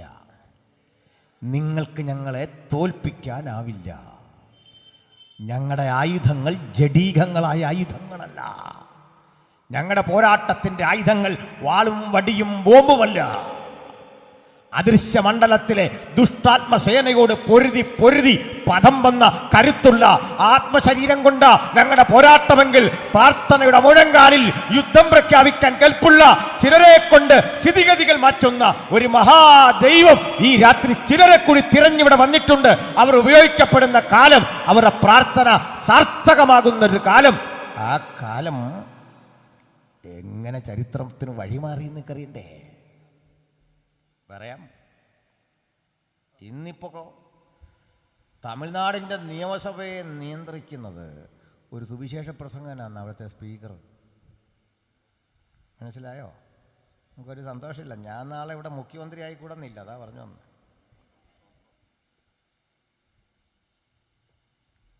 മനസ്സിലായില്ലേ? അതിൽ ഒത്തിരി രഹസ്യങ്ങളൊന്നും ഞാൻ പുറത്തോട്ട് വിടുന്നില്ല. പല കാര്യമുണ്ട്. ചിലരൊക്കെ ആശങ്കപ്പെടുക. അതിൻ്റെ കാരണം തമിഴ്നാട്ടിൽ നമ്മുടെ കണക്ക് 7% ആളുകൾ, 19% ആളുകൾ നമ്മളിവിടെ ഉണ്ട്. പക്ഷെ തമിഴ്നാട്ടിൽ 7%. 7% ആളുകൾ അവിടെ ഉള്ളു. പക്ഷെ തമിഴ്നാടിൻ്റെ സ്ഥിതി മാറി, അന്തരീക്ഷം മാറി. ഒത്തിരി ഡീറ്റെയിലൊക്കെ വേണം നിങ്ങൾ പേഴ്സണലി ചോദിച്ചാൽ ഞാൻ പറഞ്ഞുതരാം. അതായിരിക്കും ഭംഗി. എന്താ പറഞ്ഞേ? ഒരിക്കൽ സുവിശേഷത്തിൻ്റെ ശക്തിയെ ത്യജിക്കാൻ ശ്രമിച്ച നാട്ടിൽ അതിവേഗം വളരുന്ന മാർഗം ഇറാനെക്കുറിച്ചുള്ള വാർത്തകളിൽ നിങ്ങൾ കേട്ടതൊക്കെ തന്നെ യുദ്ധത്തിൻ്റെ വാർത്തയാണ്. ഇറാനിൽ അതിവേഗം വളരുന്ന മാർഗം യേശുവിൻ്റെ സുവിശേഷം. പാകിസ്ഥാനിൽ അതിവേഗം വളരുന്ന മാർഗം യേശുവിൻ്റെ സുവിശേഷം. ഹല്ലേലൂയ. ഇറാഖിൽ അതിവേഗം വളരുന്നത് യേശുവിൻ്റെ സുവിശേഷം. ലാറ്റിൻ അമേരിക്കൻ രാജ്യങ്ങളിൽ അതിവേഗം വളരുന്നത് യേശുവിൻ്റെ സുവിശേഷം. ഇപ്പം ചിലർ പറയുകയാണ് അമേരിക്കയിലും ഇംഗ്ലണ്ടിലൊക്കെ പള്ളി വിൽക്കാനിട്ടിരിക്കുക. അതിൻ്റെ രഹസ്യം കൂടെ നിങ്ങളോട് പറയാം. ഈ സായിപ്പിൻ്റെ അംഗസംഖ്യ കുറഞ്ഞു, അവരോടെ കുറവാണ്. അതിനാ നമ്മളെയൊക്കെ അങ്ങോട്ട് കയറിക്കോളാൻ പറഞ്ഞ് ക്ഷണിക്കുന്നു. ഇവിടുന്ന് ധാരാളം പേര് കുടിയേറുക. അത് ക്രൈസ്തവർ കുറവാണ്, മറ്റാളുകളെല്ലാം അവിടെ കുടിയേറുന്നുണ്ട്. പറയുന്നതെല്ലാം അവനെ ചീത്തയാണ്, പക്ഷേ പ്രശ്നം വരുമ്പോൾ അങ്ങോട്ടായി പോകുന്നത്. അതൊരു വേറൊരു കാര്യമാണ്, അങ്ങോട്ട് കുടിയേറുക. ഇപ്പോൾ അവർക്ക് അംഗസംഖ്യ കുറഞ്ഞതിൻ്റെ ഒരു പ്രതിസന്ധി മനസ്സിലായി. ഇന്നിപ്പോൾ വരുമ്പോൾ രസകരമായൊരു വാർത്ത കണ്ടു. ബീഹാറിൽ 3 കുട്ടികളുണ്ടെങ്കിൽ 3ാമത്തെ കുട്ടിക്ക് പ്രസവം കഴിയുമ്പോഴേ അമ്മയ്ക്ക് 30,000 ഉറുപ്പിക, 4ാമതൊരു കുട്ടിയുണ്ട് 40,000 ഉറുപ്പിക. അംഗസംഖ്യ കുറയുന്നു. അംഗസംഖ്യ അങ്ങനെ ശാസ്ത്രീയമായി കുറഞ്ഞു പോയൊരു സമൂഹമാണ് നമ്മൾ. മനസ്സിലാകുന്നുണ്ടോ? 2 മക്കൾ 1 മക്കളൊക്കെ ഉള്ളു. കല്യാണം നടത്തുന്ന വാസന്മാർ ഇനിയെങ്കിലും കുഞ്ഞുങ്ങളുണ്ടാകേണ്ടതിൻ്റെ മഹത്വത്തെക്കുറിച്ച് പഠിപ്പിക്കണം. സന്തോഷമില്ല? വലിയ കുടുംബപട്ടിണിയുടെയൊക്കെ കാലത്താണ് നമ്മൾ 4-5 പേരൊക്കെ ജനിച്ചേ. ഇന്നിപ്പോൾ ആ സ്ഥിതിയൊക്കെ മാറിയപ്പോൾ 2 മക്കൾ പരിണിതഫലമായിട്ട് എന്ത് പറ്റി? ഒത്തിരി ആഗ്രഹിച്ച് പണി കഴിപ്പിച്ച വീട്ടിൽ പാർക്കാൻ മക്കളില്ലെന്ന് അവർ 2 പോയി. നമ്മൾ വൃദ്ധനും ആകുമെന്ന്. അപ്പോൾ അവിടെ താമസിക്കുന്ന നമ്മൾ 2 പേരും ഭാര്യയും ഭർത്താവും. മക്കളവിടെ ഇല്ല. മക്കളുണ്ടാകേണ്ടതിൻ്റെ ആവശ്യകതയെക്കുറിച്ച് പഠിപ്പിക്കണം. സന്തോഷമില്ലേ? ചുമ്മാ അശാസ്ത്രീയമായ ഒരു പൊട്ടത്തരങ്ങളാണ് പണ്ടൊക്കെ നമ്മൾ പഠിച്ചുകൊണ്ടിരുന്നത്. ആ മക്കൾ കൂടുതലുണ്ടായ ഭൂമിക്ക് ഏതാണ്ടൊക്കെ സംഭവിക്കുന്ന ശാസ്ത്രമാണെന്ന് പറഞ്ഞ് ഏതോ വിവരദോഷികൾ പഠിച്ചു വിട്ടതാണ്. അതിന് പകരം കാട്ടുമൃഗങ്ങൾ ഇഷ്ടം പോലെ, മനുഷ്യൻ തീരെ കുറഞ്ഞുകൊണ്ടിരിക്കുകയാണ്. അപ്പോൾ പള്ളിയിൽ അവിടെ ആളില്ല. ഇത് മെയിൻറ്റെയിൻ ചെയ്യാൻ വലിയ പാട്. എൻ്റെ കാരണം എന്താ? വലിയ ടാക്സ് കൊടുക്കണം. ഇപ്പോൾ ഇവരിതിൽ അടച്ചു പൂട്ടിപ്പോയി. തന്നെയല്ല, ഞങ്ങളെ സംബന്ധിച്ചോളം ഞങ്ങൾ ഈ ബോർഡ് എഴുതി വെച്ച അസംബ്ലീസ് ഓഫ് ഗോഡ് IPC ഒന്നുമല്ല നമ്മുടെ ചർച്ച്. നമ്മുടെ ചർച്ച വേണ്ടി ഇരിക്കുന്ന സാധനമാണ്. ജീവനുള്ള കല്ലുകൾ കൊണ്ട് പണി കഴിപ്പിച്ച ഞാനും നിങ്ങളും. അതൊന്ന് കൂടാനുള്ള സ്ഥലമാണ്. ഹല്ലേലൂയ.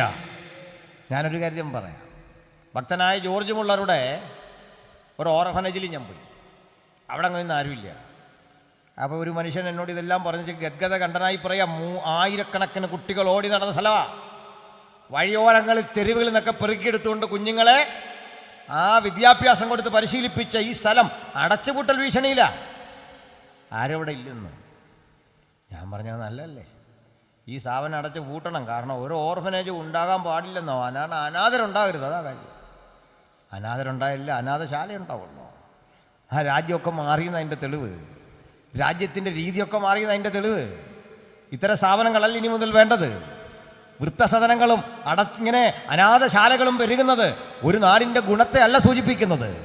കുടുംബാന്തരീക്ഷത്തിൽ കുഞ്ഞുങ്ങൾ വളർന്നു പോകുന്ന സനാതനായി തീരേണ്ട, സംരക്ഷിക്കപ്പെടേണ്ട ഒരു കാഴ്ചപ്പാടാണ് അത് മുമ്പോട്ട് വെക്കുന്നത്. മക്കളെ യഹോവ തരുന്ന ദാനം, ആ ദാനങ്ങളും മക്കളും കുടുംബവും ഒക്കെ ആയി ജീവിക്കുന്ന കൺവെൻഷണലായ ഒരു ജീവിത രീതിയാണ് ബൈബിൾ വീക്ഷിക്കുന്നത്. ഉപജീവനാർത്ഥം മറ്റിടങ്ങളിലൊക്കെ കടന്നുപോയ കുട്ടികളുണ്ടാകാം. ആ മക്കളോടും പറയട്ടെ, നിങ്ങൾക്ക് മക്കളുണ്ടാകേണ്ടതിൻ്റെ ആവശ്യകതയെപ്പറ്റി. നിങ്ങൾക്ക് ആ ജനിക്കുന്ന കുഞ്ഞുങ്ങളാണ് നാളെ ഈ ലോകത്തിൻ്റെ സ്ഥിതി മാറ്റുന്നത് എന്ന് ആര് കണ്ടു? അല്ല എന്ന്. അതുകൊണ്ട് ഇനിയുള്ള കാലം തലമുറകൾ ഉണ്ടാകാൻ വേണ്ടി പ്രാർത്ഥിക്കണം. സന്തോഷമല്ലേ? കല്യാണമൊക്കെ കഴിപ്പിക്കുമ്പോൾ സത്യരാജ് ഭാഷ ഇത് മക്കളുണ്ടായതിൻ്റെ ആവശ്യകതയെപ്പറ്റി കൃത്യം പ്രസംഗിക്കണം. അവരെ സംരക്ഷിക്കേണ്ടതിൻ്റെ ആവശ്യകതയെപ്പറ്റി. സ്തോത്രം. എനിക്ക് 3 മക്കളായിരുന്നു. 2 കുട്ടികളായി കഴിഞ്ഞപ്പോൾ 3ാമത്തെ കുട്ടിയുടെ ഡെലിവറിക്ക് വേണ്ടി ചെല്ലുമ്പോൾ ഡോക്ടറിനെ കളിയാക്കി. ഒത്തിരി കുഞ്ഞുങ്ങൾ ഉണ്ടാകുന്നില്ലെന്നുള്ള ഒന്നല്ല കാര്യം. അപ്പോൾ ഉള്ള കുഞ്ഞുങ്ങളെ ഞാൻ അപ്പോൾ എന്നോട് ചോദിച്ചു, 2 പെൺകുട്ടിയാണ്, 3ാമത്തെയും പെൺകുട്ടിയാണേ, നിങ്ങൾ എന്ത് ചെയ്യും? ഞാൻ പറയും, ഒന്നും ചെയ്യില്ല, എന്നെ വളർത്തും. അതെന്താ 3 പെണ്ണുണ്ടാകുന്നൊരു മോശമാണ്. അപ്പോൾ അന്നത്തെ എൻ്റെ വിശ്വാസ രീതി അനുസരിച്ച് ഞാൻ അവരോട് പറഞ്ഞു, നിങ്ങളിങ്ങനെ പറഞ്ഞല്ലോ, but I believe, I know, എനിക്കറിയാം ഇത് പെണ്ണല്ല, ഇതാണാണ്. കുറിച്ചിട്ടോളാൻ പറഞ്ഞു. മുൻകൂട്ടി പോയി കുഞ്ഞിന് വേണ്ട, ആൺകുട്ടിക്ക് വേണ്ട ഉടുപ്പുമൊക്കെ എടുത്തു വെച്ചു. മനസ്സിലായില്ലേ? എനിക്ക് പെണ്ണാകുന്ന ഏറ്റവും സന്തോഷം. ഒരു പ്രശ്നമില്ല, ഒരു വിഷയമില്ല. ഈ പെൺകുഞ്ഞുങ്ങളെല്ലാം ദൈവം നമുക്ക് തന്ന ദാനമല്ലേ? മോശമാണോ പെണ്ണ്? അപ്പോൾ ദൈവം എനിക്ക് തക്ക സമയത്ത് ഒരു ആൺകുട്ടിയെ തന്നു. അപ്പോൾ ഞാനവന് വാട്ട് ഈസ് ദിസ് എന്നർത്ഥം വരുന്നൊരു പേരായിട്ട്, പെണ്ണിൻ്റെ പേര് തന്നെ മന്ന. പാസ്സൊക്കെ അങ്ങനെ മോനെ വിളിക്കുന്നത്. ഓഫീഷ്യൽ പേര് വേറെ ഉണ്ട്. 3 മക്കളെ ദൈവം തന്നുകൊണ്ട് ഒരു നഷ്ടം ഉണ്ടായില്ല. 21 വീടുകൾ മാറി മാറി പാർത്തു. 21 വാടക വീടുകൾ മാറി മാറി പാർത്ത് കഷ്ടപ്പാടുകളിലോ യാത്ര ചെയ്ത് ഈ കുഞ്ഞുങ്ങളെ വളർത്തുമ്പോൾ ഒക്കെ പരിഹസിക്കപ്പെട്ടിട്ടുണ്ട്. പക്ഷേ മക്കളൊക്കെ നല്ല നിലയിൽ പഠിച്ച് ഒരു മോളുടെ വിവാഹം കഴിഞ്ഞു. മെറിറ്റിൽ തന്നെ അഡ്മിഷൻ കിട്ടിയൊരു മോള് മെഡിസിന് പഠിക്കുന്നു. ഇപ്പോൾ പറഞ്ഞ മന്ന BCA 3rd ഇയറിന് പഠിക്കുന്നു. അപ്പോൾ ഡോക്ടറെ, നിങ്ങളീ പറയുന്നതൊന്നുമല്ല ഞങ്ങളുടെ ദൈവത്തിൻ്റെ കണക്ക്, നിങ്ങളീ പഠിപ്പിക്കുന്നതല്ല ദൈവത്തിൻ്റെ പദ്ധതി, നിങ്ങളീ പറയുന്നതുമല്ല പുരോഗമനം. ഹല്ലേലൂയ. അപ്പോൾ ഒരു കാര്യം പ്രാർത്ഥിക്കുക. കുഞ്ഞുങ്ങളില്ലാതെ ഭാരപ്പെടുന്ന ആരെങ്കിലും ഇത് കേൾക്കുന്നെങ്കിൽ ഇതാ വചനം ഇന്നൊരു വിടുതലാണ് നിങ്ങൾക്ക്. ഒരു വിടുതലാണ്. വചനവും ദൂതും ആരേറ്റെടുക്കുന്നോ അവർക്ക് ആ കുടുംബത്തിനൊരു വിടുതലാണ്. അവകാശം പറഞ്ഞ് പ്രാർത്ഥിച്ചോ. നിങ്ങളുടെ ഭവനത്തിൽ, നിങ്ങളുടെ പരിചയമുള്ള ഇടത്ത് ഒരു തലമുറയെ കാണാൻ ആവലോടെ കാത്തിരുന്ന് പ്രാർത്ഥിക്കുന്നവരുണ്ടെങ്കിൽ അവർക്കും ഒരു വിടുതല. ഓൺലൈനിലൂടെ ഈ വചനം കേൾക്കുന്ന എൻ്റെ പ്രിയപ്പെട്ട സഹോദരങ്ങളെ, അവകാശം പറഞ്ഞ് പ്രാർത്ഥിച്ചോ, അതൊരു വിടുതല.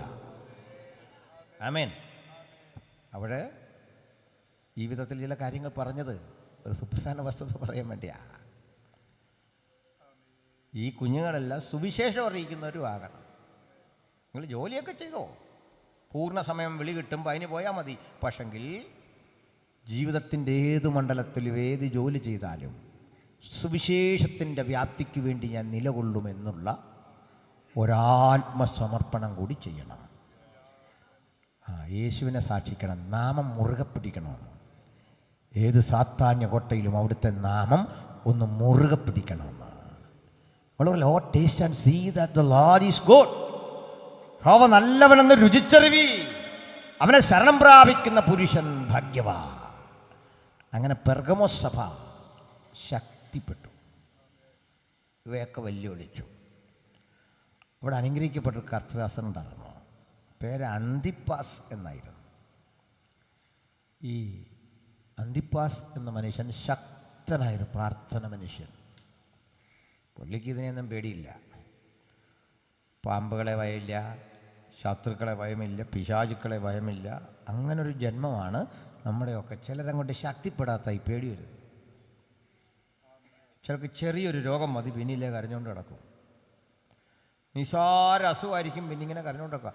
അയ്യടാ അതിൻ്റെ ഇവിടെ ഒരു വേദന, തലക്കൊരു വെട്ടൽ. ഇതൊന്നും വലിയ കാര്യം പോലും അല്ല. ആണോ? മിക്കവാറും സ്ത്രീകൾ ഈ അസുഖം ഉണ്ടാകുന്നത് എങ്ങനെയാണെന്ന് അറിയണ്ടേ? നിസാര അസുഖം. ഈ കൊച്ചു കുഞ്ഞുങ്ങളെ വളർത്തുന്ന അമ്മമാരില്ലേ, അവരെന്തെന്ന് വെച്ചാൽ ഈ കുഞ്ഞിന് കൊടുക്കേണ്ട ഭക്ഷണത്തിൻ്റെ നല്ലൊരു ഭാഗം അവരിരുന്ന് കഴിക്കും. കുഞ്ഞിന് കൊടുക്കുക എന്നുള്ളൊരു വേണം. ഈ കുറുക്കുമല്ല ഇങ്ങനെ ഉണ്ടാക്കി ഇവരിരുന്ന് കഴിച്ച് നല്ല പ്രായത്തിൽ ഷുഗർ. കൊച്ചു കുഞ്ഞിന് കൊടുക്കേണ്ടതാ. നീ അളവിലെടുത്ത് ഉണ്ടാക്കുകയല്ല, കൂടുതലെടുത്തേച്ച് കളയാൻ വയ്യല്ലോ എന്ന് പറഞ്ഞ് കഴിക്കുക. അത് കഴിഞ്ഞ് നമ്മൾ പുരുഷന്മാർക്ക് വേണ്ടി ആഹാരം എടുത്തിട്ട് കൂടുതലെടുത്തിട്ട് അതും എന്തു ചെയ്യും? അങ്ങ് കഴിക്കുക. അതുകൂടാതെ സ്വന്തം അക്കൗണ്ടിൽ വേറെ എടുത്ത് കഴിക്കുക. ഞാൻ കള്ളം പറയല്ല, ബൈബിളിൽ പോലും ഉണ്ട് ഇതിൻ്റെ ഒരു പരോക്ഷ സൂചന. 5 അപ്പം 5000 പേർ കൊടുത്തു എന്ന് പറയുന്ന ഭാഗത്ത് പുരുഷന്മാരുടെ എണ്ണം, സ്ത്രീകളുടെ എണ്ണം എന്താ ഇല്ലാത്ത? അത് കണക്ക് കൂട്ടാൻ പോലും പറ്റാതെ വന്നതാ. അപ്പോസ്തലൻ അത്ര നോക്കിയിട്ട് എണ്ണം എടുക്കാൻ പറ്റുന്നില്ല. കാരണം നിന്ന് പിടിക്കുക, എന്നിട്ട് പറയുക ഇവിടെ ഒരു വേദന അവിടെ ഒരു വേദന, ഒന്നുമില്ലെന്ന് ജയമെടുക്കാൻ പോവാം നമ്മൾ. ഹല്ലേലൂയ. രണ്ടാമത്തെ ഒരു കാര്യം, ഈ ഭയം. ഞാൻ കഴിഞ്ഞ ദിവസം പറഞ്ഞൊരു സംഭവം. വർഷങ്ങളൊക്കെ പുറത്ത് ഹൈ റേഞ്ചിലിടത്ത് പ്രസംഗിക്കാൻ ചെല്ലുമ്പോൾ ഇങ്ങനെ പ്രസംഗിച്ചുകൊണ്ട് നിൽക്കുമ്പോൾ ഒരു മനുഷ്യൻ ഈ കള്ളി എത്തുന്ന ആ കത്തിയുമായിട്ട് സ്റ്റേജിൽ ഓടിക്കേറി. ഒരൊറ്റ വേട്ട. ഈ ഫ്രണ്ടിൽ ഈ മൈക്കിൻ്റെ സ്റ്റാൻഡുള്ളതുകൊണ്ട് വേട്ട അതിനിട്ട് കിട്ടി. ഇത് മറിഞ്ഞ് താഴെ വീണു. പെട്ടെന്നൊരു അന്തരീക്ഷമൊക്കെ മാറി. വോളണ്ടിയേഴ്സ് എല്ലാം പെട്ടെന്ന് വന്നു. അയാൾ നോർമലായി അയാളെ പിടിച്ചുകൊണ്ട് പോയി. അതിലെ രസം, സ്റ്റേജിലിരുന്ന അഭിഷിക്ത കർത്തൃദാസന്മാരെല്ലാം ഇറങ്ങി ഓടി. ഒരു പെങ്കൊച്ചുണ്ടായിരുന്നു, അത് ഈ പാസക്കറിയാം, സുലേഖ എന്നും പറഞ്ഞൊരു പാട്ട് പാടുന്ന കൊച്ച. അവളെ കഴിഞ്ഞിടയ്ക്ക് ഞാൻ കണ്ടു. അന്നേരം ഓർത്ത് ഈ കാര്യം. ആ പെങ്കൊച്ചൊടിയ സകല പുള്ളികൾ ഓടി. മനസ്സിലായില്ലേ? അപ്പോൾ പെൺകുട്ടികൾ ഒത്തിരി ഉണ്ടായ എന്താ കുഴപ്പമെന്ന് കണ്ടോ? ഇത്ര ആണുങ്ങളുണ്ടായിട്ട് കാര്യം ഉണ്ടായോ? സകല most reverend utter most priest പാസ്റ്റർമാരെല്ലാം അങ്ങോട്ട് ഓടിക്കളഞ്ഞു. പിന്നെ ഇവരെ പിടിച്ചുകൊണ്ട് വരാൻ വേണ്ടി ആള് കുറേ പോയി. കാരണം യോഗം പ്രാർത്ഥിച്ച് തീർക്കണ്ടേ.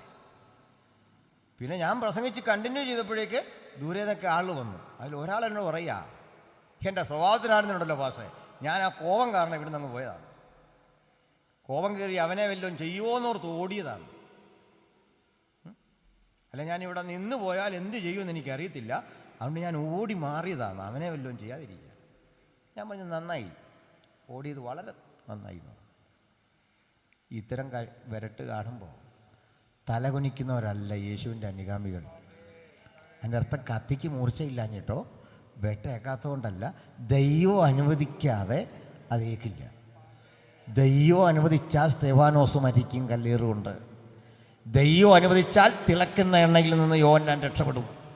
ദൈവം അനുവദിച്ചാൽ പൗലോസ് ഈർച്ചവാളിനാൽ കൊല്ലപ്പെടും. ദൈവം അനുവദിച്ചാൽ പത്രോസ് മരിക്കും. ദൈവം അനുവദിച്ചാൽ തീച്ചൂളക്കുള്ളിൽ നിന്ന് ദാനിയേൽ രക്ഷപ്പെടും. സിംഹക്കൊടിയിൽ നിന്ന് രക്ഷപ്പെടും. തീച്ചൂളക്കുള്ളിൽ നിന്ന് ഭക്തന്മാർ രക്ഷപ്പെടും. ദൈവം അനുവദിച്ചാൽ നമുക്ക് രക്ഷയുള്ളതുപോലെ ചിലപ്പോഴൊക്കെ ദൈവം നമുക്ക് വേണ്ടി സഹനം വച്ചിട്ടുണ്ട്. ആ സഹനത്തിൻ്റെ വഴികളിലൂടെയും ജയിക്കണം. അന്തിപ്പാസ് സുശക്തമായി പെർഗമോസിലെങ്ങും യേശുവിനെ പ്രസംഗിച്ചു. എന്താ പ്രസംഗിക്കുന്നറിയണ്ടേ? ഈ നാട് ചികിത്സയുടെ പേരിൽ, വൈദ്യശാസ്ത്രത്തിൻ്റെ പേരിൽ സാധുക്കളായ മനുഷ്യരെ സർപ്പങ്ങൾ ഉപയോഗിച്ച് കൊല്ലുകയാ. ദുരാചാരങ്ങളും അനാചാരങ്ങളും കൊടികുത്തി വാഴുന്ന സാത്താന്യ സിംഹാസനമാ നിന്റെ ഹൃദയം. അതൊക്കെ വിട്ടുമാറണം. ഒരു ഘട്ടത്തിൽ ഈ സ്ഥിതിയൊക്കെ മാറി. നാടിൻ്റെ സ്ഥിതി മാറി, ഈ ദേശത്തിൻ്റെ സ്ഥിതി മാറി. യാഥാർത്ഥ്യബോധത്തിലേക്ക് നിങ്ങൾ കടന്നു വരും. അങ്ങനെ കടന്നു വരുവാൻ മാനസാന്തരത്തിൻ്റെ സന്ദേശം മുഴക്കിയ അന്തിപ്പാസിനെ പിടിച്ചു, വിചാരണ ചെയ്തു, നിർബന്ധിച്ചു വിളിപ്പിച്ചു. ചക്രവർത്തിയെ സ്തുതിക്കുന്ന വാക്കുകൾ അന്തിപ്പാസ് വിളിച്ചില്ല. ഈ കാണുന്ന അസ്കലോപ്പയസിന്റെ മുമ്പിൽ വലിച്ചിരച്ചു കൊണ്ടുവന്ന് പൂജാതി കർമ്മങ്ങൾക്ക് വേണ്ടി കരങ്ങൾ കുപ്പാൻ ആവശ്യപ്പെട്ടു. അന്തിപ്പാസ് ചെയ്തില്ല. ജീവിക്കുന്നത് ക്രിസ്തുവും മരിക്കുന്നത് ലാഭവും, വിട്ടുപിരിഞ്ഞ് ക്രിസ്തുവിനോട് ആയിരിക്കുന്നത് എനിക്കേറെ നല്ലത് എന്ന അപ്പോസ്തോലിക ശബ്ദം പോലെ ക്രിസ്തുവിനോട് ചേർന്ന് നിന്നപ്പോൾ ഇതാ തിരുവെടുത്ത് പറയാ, എൻ്റെ ദാസനായ അന്തിപ്പാസിനെ കൊന്ന കാലത്തും നീ എൻ്റെ നാമം മുറുകെ പിടിച്ചു. നീട്ടുന്നില്ല. സഹോദരേ, ഒടുക്കം ചെയ്ത് കേൾക്കണ്ടേ? വെങ്കലം കൊണ്ട് നിർമ്മിച്ചൊരു കുറ്റൻ കാളയുടെ പ്രതിമ, വെങ്കലം അല്ലെങ്കിൽ ഓട്, അതറിയാം എന്താണ്? അല്ലെ ഒളിമ്പിക്സിനും ഏഷ്യാഡിനും ഒക്കെ നമ്മുടെ ആളുകൾ കൂടുതൽ മേടിക്കുന്ന സാധനം മനസ്സിലായില്ലേ? ഒളിമ്പിക്സിനോ അതുപോലെ ഇതിനൊക്കെ പോകുമ്പോൾ കൂടുതൽ ഇന്ത്യക്കാർക്ക് കിട്ടുന്ന സാധനം എന്താ? വെങ്കല. ആ പോകുന്ന കലാകാരന്മാരെയല്ലേ, ആ അത്ലറ്റുകളെ പരിഹസിച്ചല്ലേ, ഇവർക്കൊന്നും ഒരു പ്രോത്സാഹനമൊന്നും വേണ്ട വിധി കൊടുക്കുന്നില്ല. അതാ കാര്യം.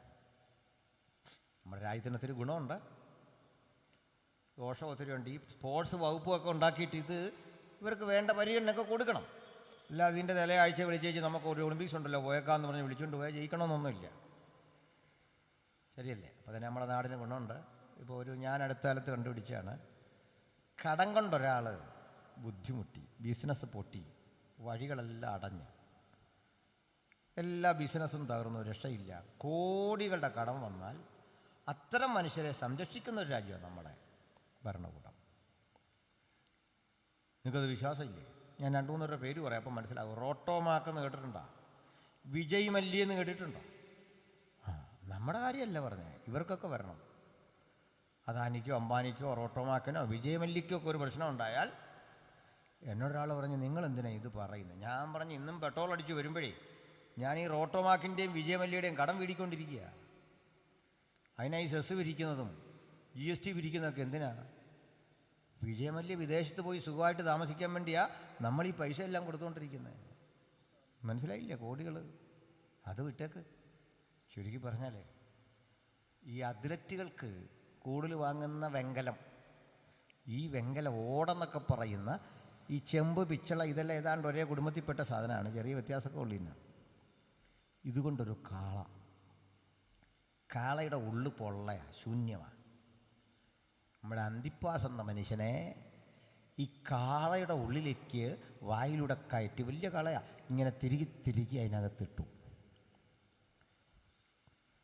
താഴെ നിന്ന് കൽക്കരി കത്തിച്ച ചൂടാക്കി, നേരിയ ചൂട് കൊടുത്ത് അത് കൂട്ടി.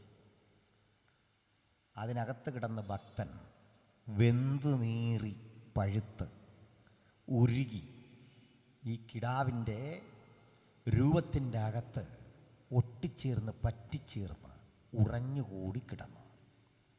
ഇങ്ങനെ കൊലപ്പെടുത്തുമ്പോൾ നിരവധി ക്രൈസ്തവരുടെ കൈകെട്ടി പുറകോട്ട് നിർത്തി ഈ രംഗം കാണാൻ അവിടെ കൊണ്ട് നിർത്തിയിരിക്കുക. നിനക്കും ഇതാ സ്ഥിതിയെന്ന് ബോധ്യപ്പെടുത്താനാ. ഈ രംഗം കണ്ട് കണ്ണടച്ചു പോയാൽ ചാട്ടക്ക് അടി കിട്ടും. നീ കാണണം ഈ കാഴ്ച. ഇതായിരുന്നു പെർഗമോസ് കൊടുത്ത ശിക്ഷ. ഇത് തെർത്തുല്യൻ എന്ന് പറയുന്ന സഭാപിതാവ് എഴുതിയിരിക്കുക. അന്തിപ്പാസ് നേരിട്ട പ്രതിസന്ധി. ഇങ്ങനെ രക്തസാക്ഷിയായി മരിച്ചു അന്തിപ്പാസ്. അപ്പോഴും പരിശുദ്ധാത്മ പറയാ, അന്നും നീ എൻ്റെ നാമം മുറുകെ പിടിച്ചു, തോറ്റില്ല. നാളെ ഒരിക്കൽ ഇന്ത്യയിൽ തൻ്റെ മക്കൾ അഭിമുഖിക്കാൻ പോകുന്ന ഗുരുതരമായ പ്രതിസന്ധിക്ക് ഇത്തരമൊരു തലം രൂപപ്പെട്ടാൽ ക്രിസ്തുവിൻ്റെ നാമം മുറുകെ പിടിക്കാൻ ആത്മസമർപ്പണമുള്ള ചിലരെ ദൈവപരിശുദ്ധാത്മാവ് തിരയുന്നു.